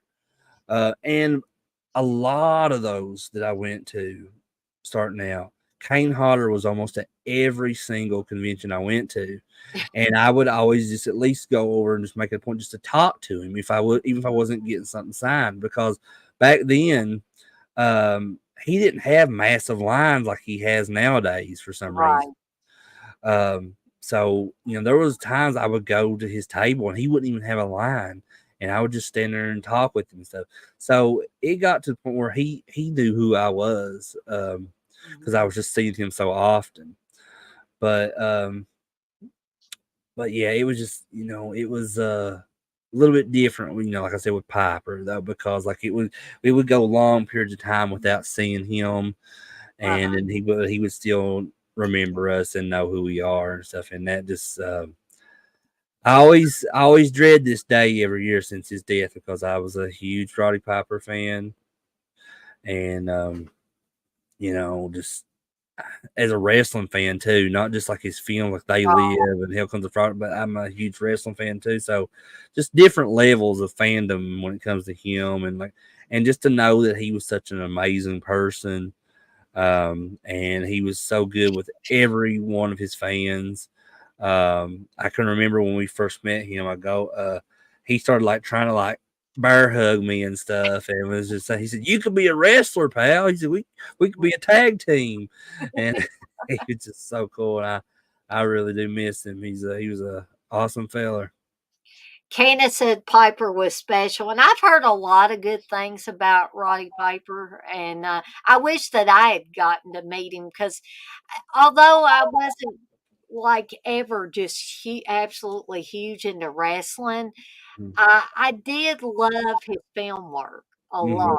Yeah, I he was a really good actor. I mm, mean, They Live. I think that my mother-in-law Dolores, she even loves They Live, mhm. and she's not typically like a huge horror fan or sci-fi fan. I mean, she likes some stuff, but she's not like hardcore into it like we are.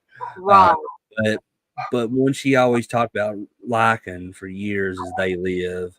And then my brother-in-law CJ, he really likes the film Hell Comes to Frogtown a lot, which that is an awesome movie too. And it's just the whole premise of Hell Comes to Frogtown is ridiculously funny, like because he's the last man on Earth and Yeah. he's there to just to reproduce with all these women, and and they're just they're enslaved by all these like these frog people.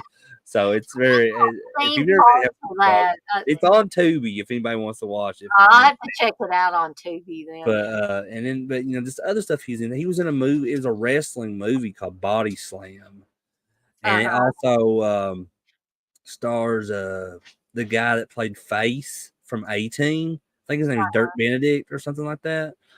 Um, but it has like he's like this promoter where Dirk Benedict plays, and so it's just basically a movie about wrestling. Like Roddy Piper's in it, Captain Lou Albano's in it. A lot of those guys from the '80s. It's a really fun movie. But I wanted to. Phil said, "Was that the Scarefest when the AC didn't work?" Well, at Scarefest, I think the air was always working, but either 2010 or 2011 at Fright Night, the air did not work, and That there was it was Fright Night, not Scarefest, but Fright Night in Louisville was 2010 was the okay. year I couldn't when remember if it was 2010 or yeah 2000. it was 2010 when it was miserably hot. Yes. Now 2011 it was like that too in some because they did it at a different location in 2011 than they did from 2010. Mhm. And 2011 is the one where me and Candace stayed with you and Steve that year, and I had that seizure. And then Right. John Carpenter was at Fright Night, and Henry Winkler, and like they had the Revenge of the Nerds people, and Linda Blair, and Right. just a bunch of different people at that one. But so like one side of that convention was had cool air, Yeah. but the other one, the room particularly that had Linda Blair, the Revenge of the Nerds people, Henry Winkler, Edward Furlong, Michael Bean, A. Michael Baldwin, just a bunch of different people like that. All that room was like it was so hot in there, Yeah. and I think that's why Linda Blair kept taking so many breaks that weekend from her table because Uh, she just had to get out of that room. And honestly, I don't really blame her because it was hot, no. really hot in that room. Now, um, I think it was the year that it was hot everywhere. That when me and Steve pulled up outside the convention, there was some guy that was puking his guts out Mhm. all over the sidewalk. Now there was probably some alcohol involved in that because anybody that has went to any of these conventions for any length of time, you know that there's a lot of alcohol that gets circulated. And I'm not saying everybody drinks or everybody gets dirty, stinking drunk. It's just that I know the alcohol is there, and I'm sure that it played a part in some people getting sick as well as the heat. Um, I seen Phil said that he would like to meet Svengoolie before he retires. Yeah, You yeah. know, me and Candace have actually seen him a couple different times in the past at conventions, and I even seen him like one time before I was even with Candace. It was at when they had like this horror host tribute to Vampira at horror. It was in March of 2010, and he was there. But that was before I knew who he was because of all the horror hosts that were at that show. Like Joe Bob Briggs was there with, Mhm. and Honey the Mail Girl was with him. Um, uh, and that's I was there to meet him, but all of these other horror hosts, I didn't really know. Um, other than than Elvira as well, but Elvira and Joe Bob were the really only two that I knew at that time.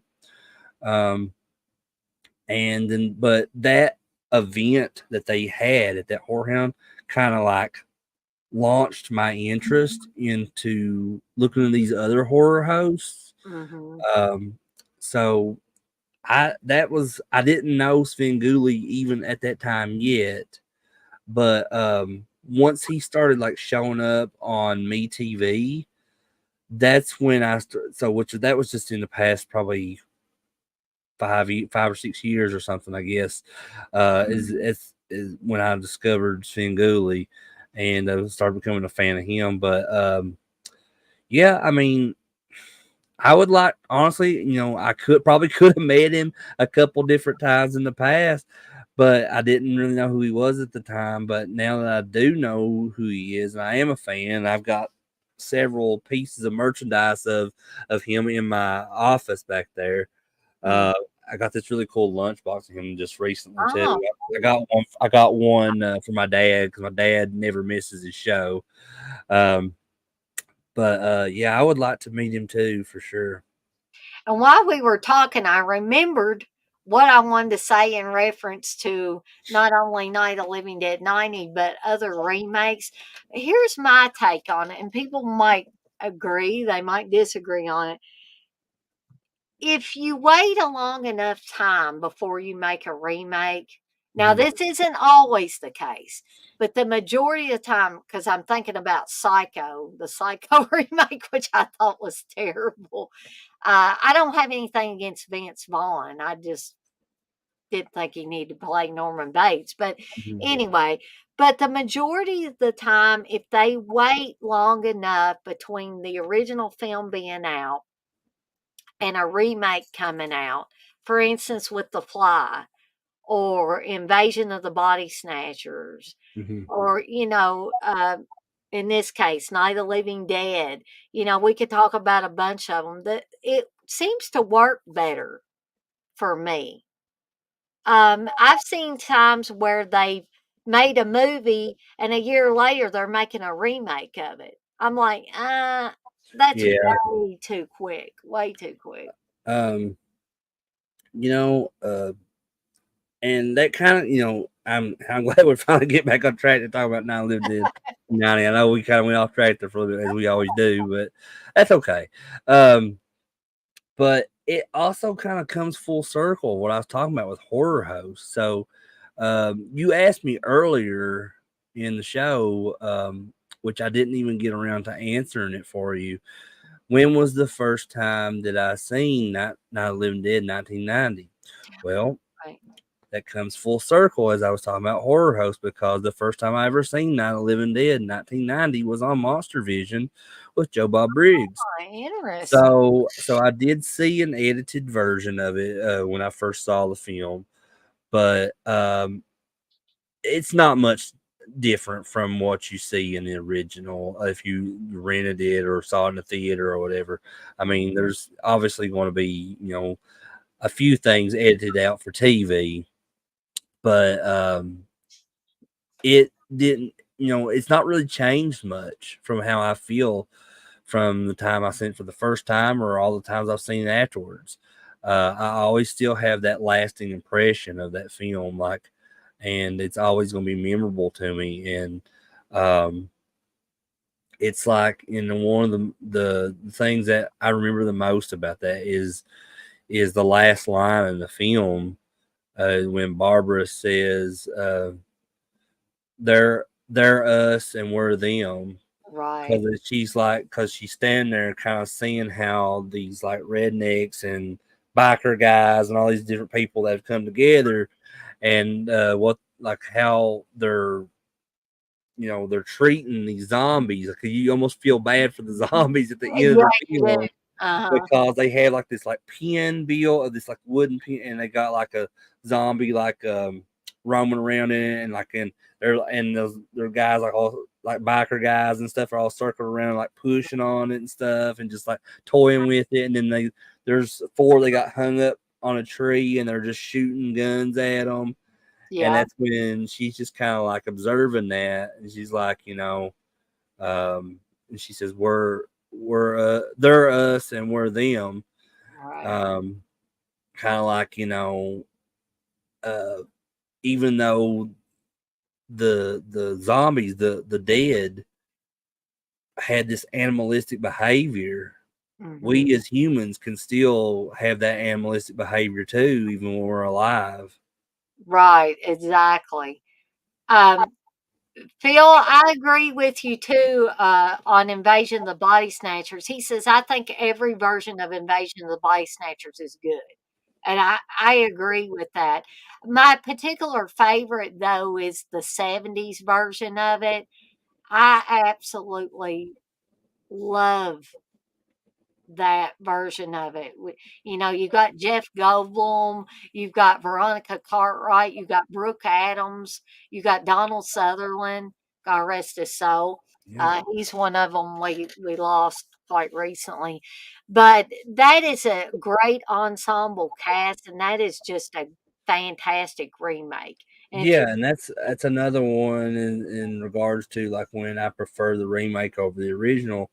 The Donald Sutherland Invasion of Body Snatchers is top tier, I think, when yeah, it comes to horror remakes.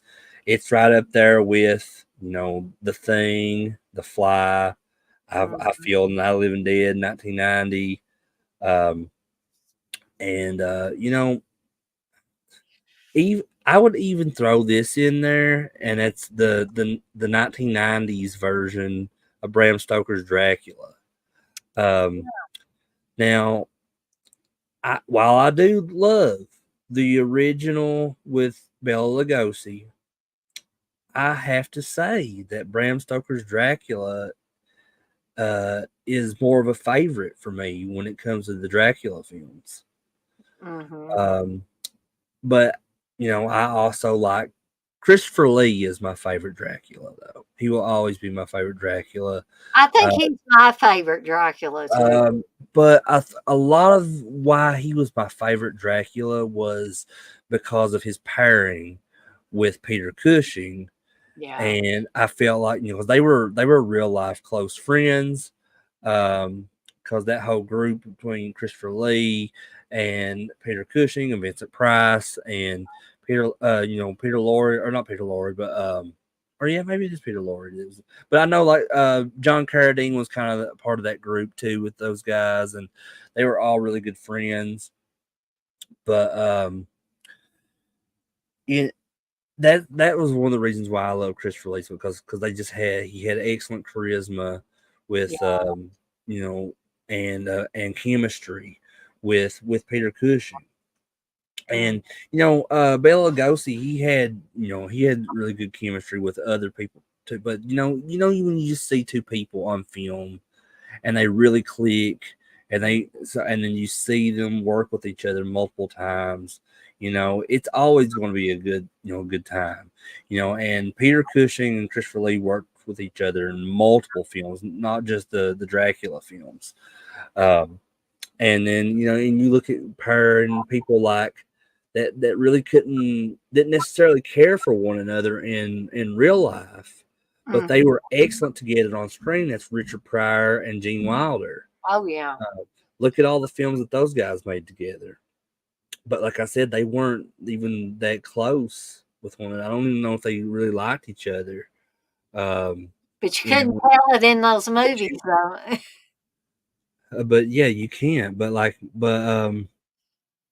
yeah, like I mean, just sorry, getting off track again, just because I go off on little TJ tangents says, like "Did that. you finish talking about Night?" Well, we Not really. I mean, we're just kind of like kind of we sort of. decide getting sidetracked talking about other things, but we're always coming back around to 9/11 and 19. It's all tied together. And I think that it's good that we do that because it's good to have a theme and stuff like that. Yeah. But you don't necessarily have to stick to it for the full, 2 Well, hours or if you're expecting that from me, I'm sorry, you're shit out of luck, because I'm just the type of person that I'll start talking about one thing and it'll transition into multiple things. But I always try to come back to my original topic. So TJ you just said, gotta be patient with me. TJ says, I'm trying to time my boiling water. LOL. Um, let's see. I did want to comment on Candace. Um, she says, Dana, I know this is totally off subject, but have you ever done a watch along to Westworld? I have not, Candace. Would that be something that you'd want to see me do? Because I can try to make it happen. I can definitely try to make that happen. I watch along to what? Westworld. Oh, that would be awesome. Have you ever seen it?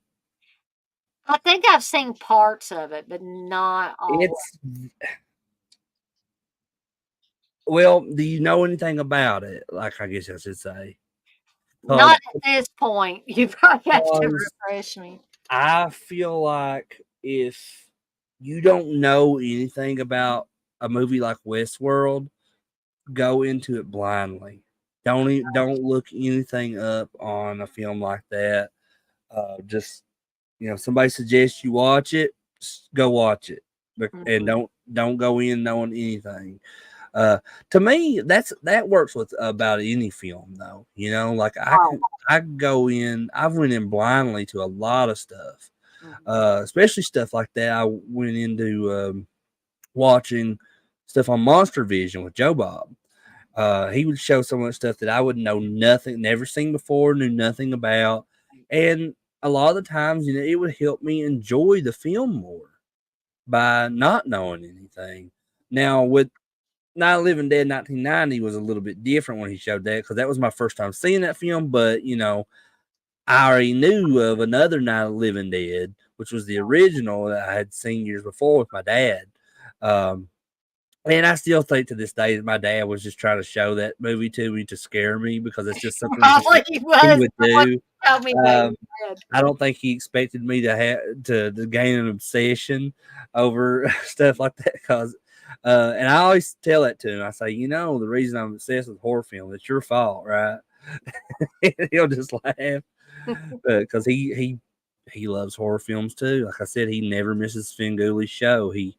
Uh, he prefers it to be black and white. He doesn't necessarily like color horror films. But he is a fan of Christopher Lee's Dracula, so that's a very minor exception for him when it comes to horror. But anything else, like he he likes black and white horror films, and But one thing that me and him can agree on, my absolute favorite person in the whole world of horror, Vincent Price. My dad can't stand him, and Wow. it's just like that. I can understand it because I don't. I've never met anybody else other than my dad that Mm, can't stand Vincent Price because that he's been in more than just in horror films. He's done work on a lot of different things, and always people that at least know who he is are like, oh yeah, I love Vincent Price, but yeah. my dad can't stand it for some reason. He said, and he doesn't know what it is. He says he doesn't know what it is about it. He said I don't really like how he talks, first of all, and I said, oh, well, I mean, I guess. I mean, but like it's a very strange thing because like he knows how much I love Vincent Price, and when I talk about him or a movie I've watched with him, he'll be like, "Oh, I can't stand Vincent Price." TJ has put a link to Joe Bob hosting Night of the Living Dead 90. Oh, cool, awesome. Well, thank you, TJ. I have to check that out because it's been like almost 30 years since I've seen the Monster Vision version of that. Hey, Hard Cat, you say 90s Night of the Living Dead is awesome. Well, I totally agree. I know Chris agrees. Oh yeah. Um, and Um, Candace says your dad's favorite actor is Steven Seagal. well, So, it's like it was Steven Seagal for a long time, but I think it still is. But he also will say from time to time that his favorite actor is Samuel L. Jackson. uh, Uh, uh, so I don't. It's really untelling with my dad. and but Phil says he loves Vincent Price. I oh love yeah, Vincent Price. I love Peter Cushing. I I, love all those I want to guys. get something real quick. I want to show you guys. I'll be right back. Okay. Okay. So, if y'all want to ask me anything or maybe something I didn't touch on earlier, um, I'd be glad to try to answer it while we're waiting for Chris to come back. Can't you say it's Steven Seagal? Trust me. Ah, I just love I love when Chris is on here and Candace is in the chat, or I love it when they're both on here with me. It's always so much fun. Um, but I was going to try to wait for Chris to come back before I announce what next week's apples and oranges is going to be. Because I'm thinking that Chris may want to be on there for next week's apples and oranges. We'll see. Um,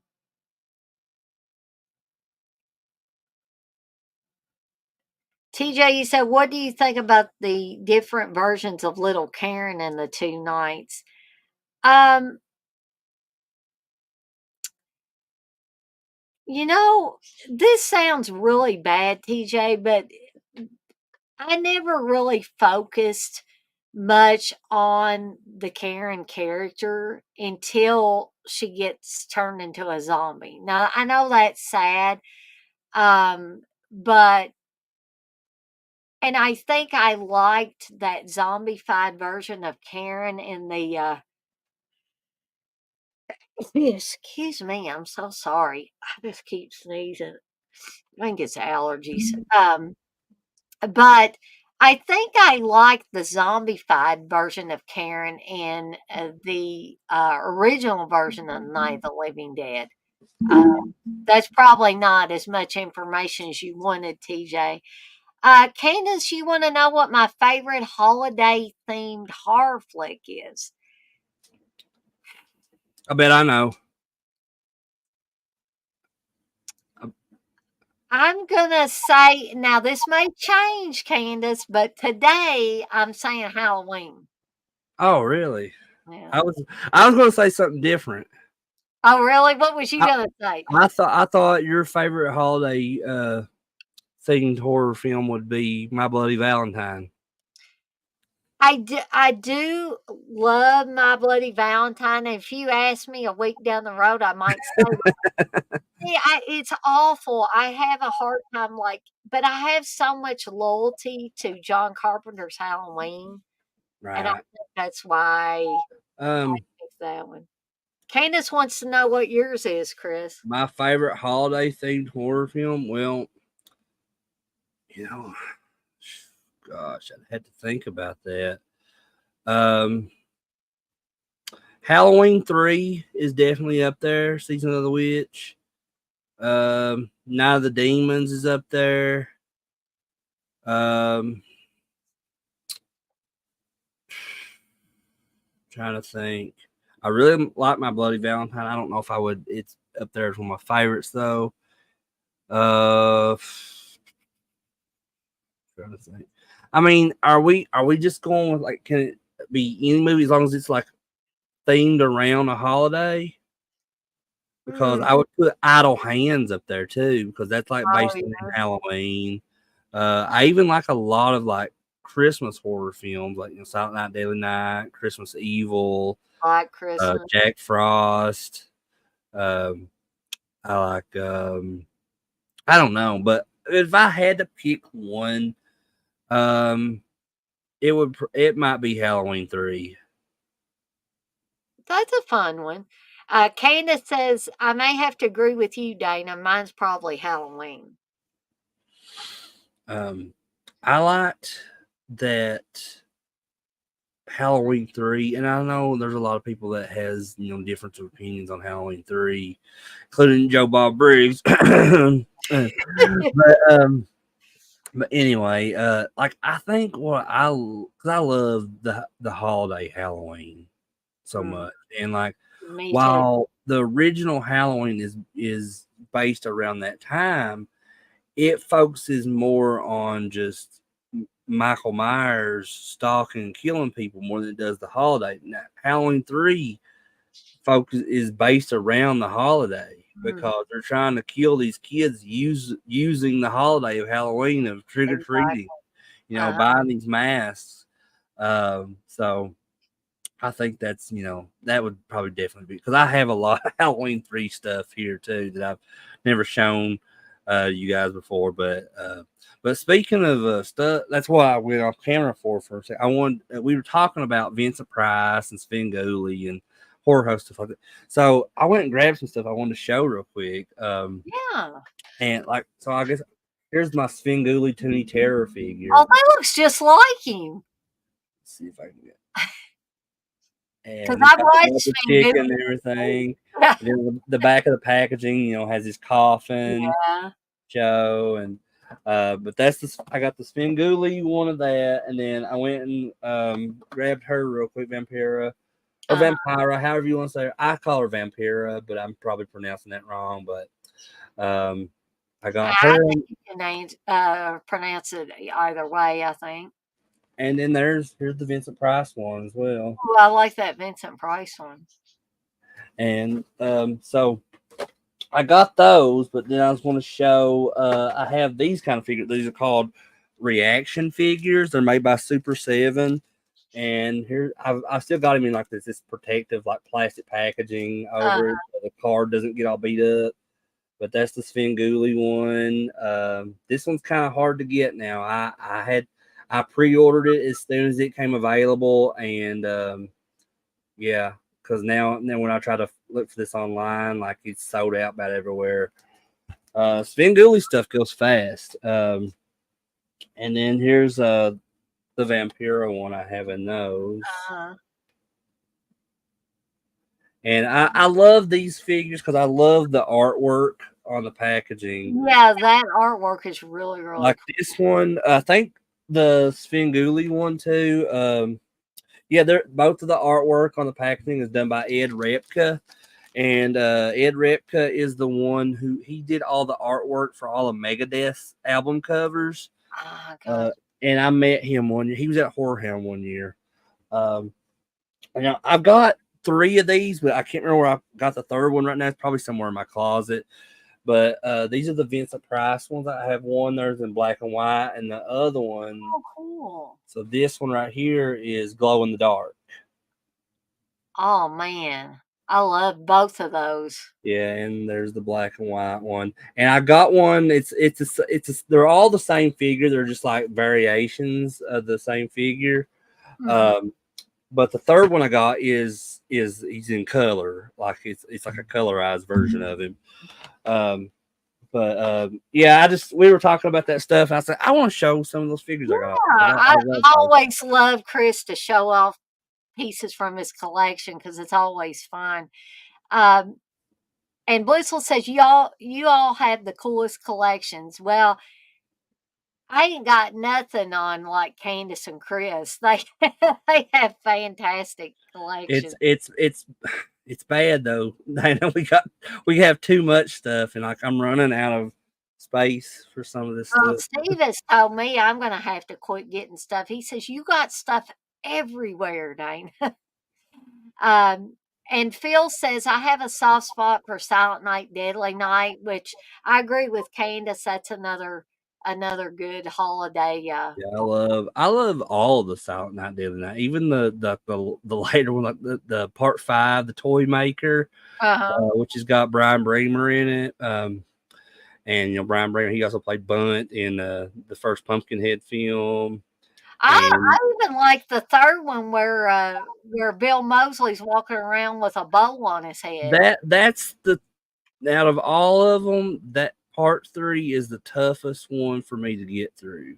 Mhm. Uh, I think I like it because it's just so off the wall crazy. it really is, and I don't know what it is, but like every time I try to watch, I watch through the whole thing, but it's like sometimes it feels like a chore to me for some reason. Mhm. Um, Yeah, I could see that. I don't know. TJ says Svengoolie had a giant inflatable of him for Halloween a couple years back, $150. Yeah, I it missed did. buying it because it sold out so fast. Well, yeah, I remember when that came out, TJ, and I was trying to get one for myself actually as well, and yeah, like that's no kidding. Like that stuff, if you want it, like when it's released, you better get it as soon as it's released, Mhm. because so many things that I have bought of Svengoolie in the past couple of years, like I'm lucky that I got it, because right after I've ordered it, within like the couple days or within the week, like it's sold out on every site you search for it. Mm. And he's got a lot of stuff that he just sells through like his store on like through the Me TV website, and that stuff goes crazy too, unless it's like t-shirts or something, because like the t-shirt thing on his site is just basically a made to order type deal. um, because we're kind of like how with your shirts, you just get an order and you can go ahead and get a good shirt and you just print it on there. That's Right. how, and so you don't have to worry about like shirts selling out on his Svengoolie's website. But as far as like collectibles, like toys, bobbleheads, inflatables, stuff like that, it's very limited, I guess, because it sells out pretty fast. Blissful says, I collect guitar picks and boots. I'm not even going to justify it. That's okay, Blissful. We all got our individual things that we like to collect. And some people probably look at some of my stuff and like, oh God, why? Why would you be doing that? So I say collect what you want to collect. And TJ says, Chris, did you pre order the Universal Monster toys that were inspired by kids' meal toys? Oh no! If they're, I'm going to tomorrow when I get paid, if they're still available. No, my luck, they're probably not now. But when I looked at them the other day when they first put them up, I didn't have the money at the time, so or I I know would how that. have. But if they're still available tomorrow, I mean, I'll probably pre-order them. They're really. I have the original, like, because Burger King is the one that released the original kids meals toys of the Universal Monsters back in the '90s, and I have the full set in my room back there. Um, but I would love to have those NECA versions, like they're like the Oh, 6, 7 inch versions of them, because they look exactly the same as just bigger versions of the kids meal toys, and like because the creature, and both the creature and the Frankenstein's monster are both like translucent looking. So, and I always felt like those were my favorites when I was a kid too, when I had those, because it was is the which those are my two favorite Universal monsters anyways, Frankenstein's monster and the creature from the Black Lagoon.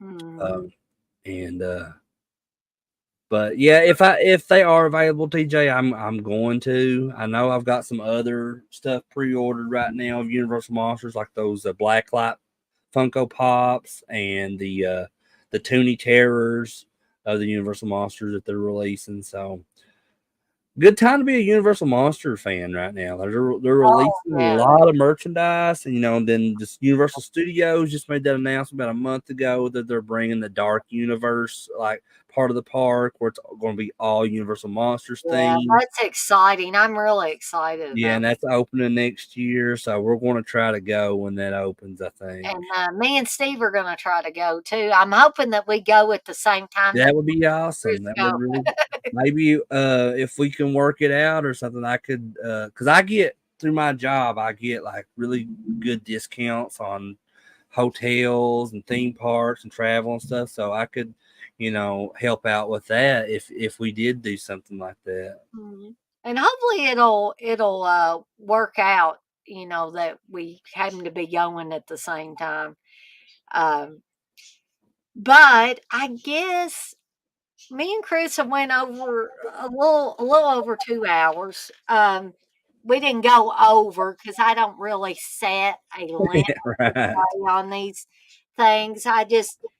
We talk as long as we, feel like talking. And I would love to stay on here longer, but I'm noticing myself starting to yawn Mhm. more, which is for me, it could be an indicator of one of two things. Either I'm tired or my blood sugar is dropped. So you guys and gals don't want me on here if my blood sugar bottoms out because Well, I'm acting like a crazy woman. before we go, should we give our rankings on Night of the Living Dead 1990 just to kind of Yeah, we could. draw a conclusion to the show on that? Because I know there's been a lot of like side talks and sidetrack and stuff, and I hope everybody watching has appreciated that stuff as much as us talking about I, Night of the I Living Dead think they 1990. do. I think they do, Chris, because I get, you know, behind the scenes messages from different people that say how much they enjoy, like, I'm glad. just the back and forth, the talk and stuff between me and whoever is on here.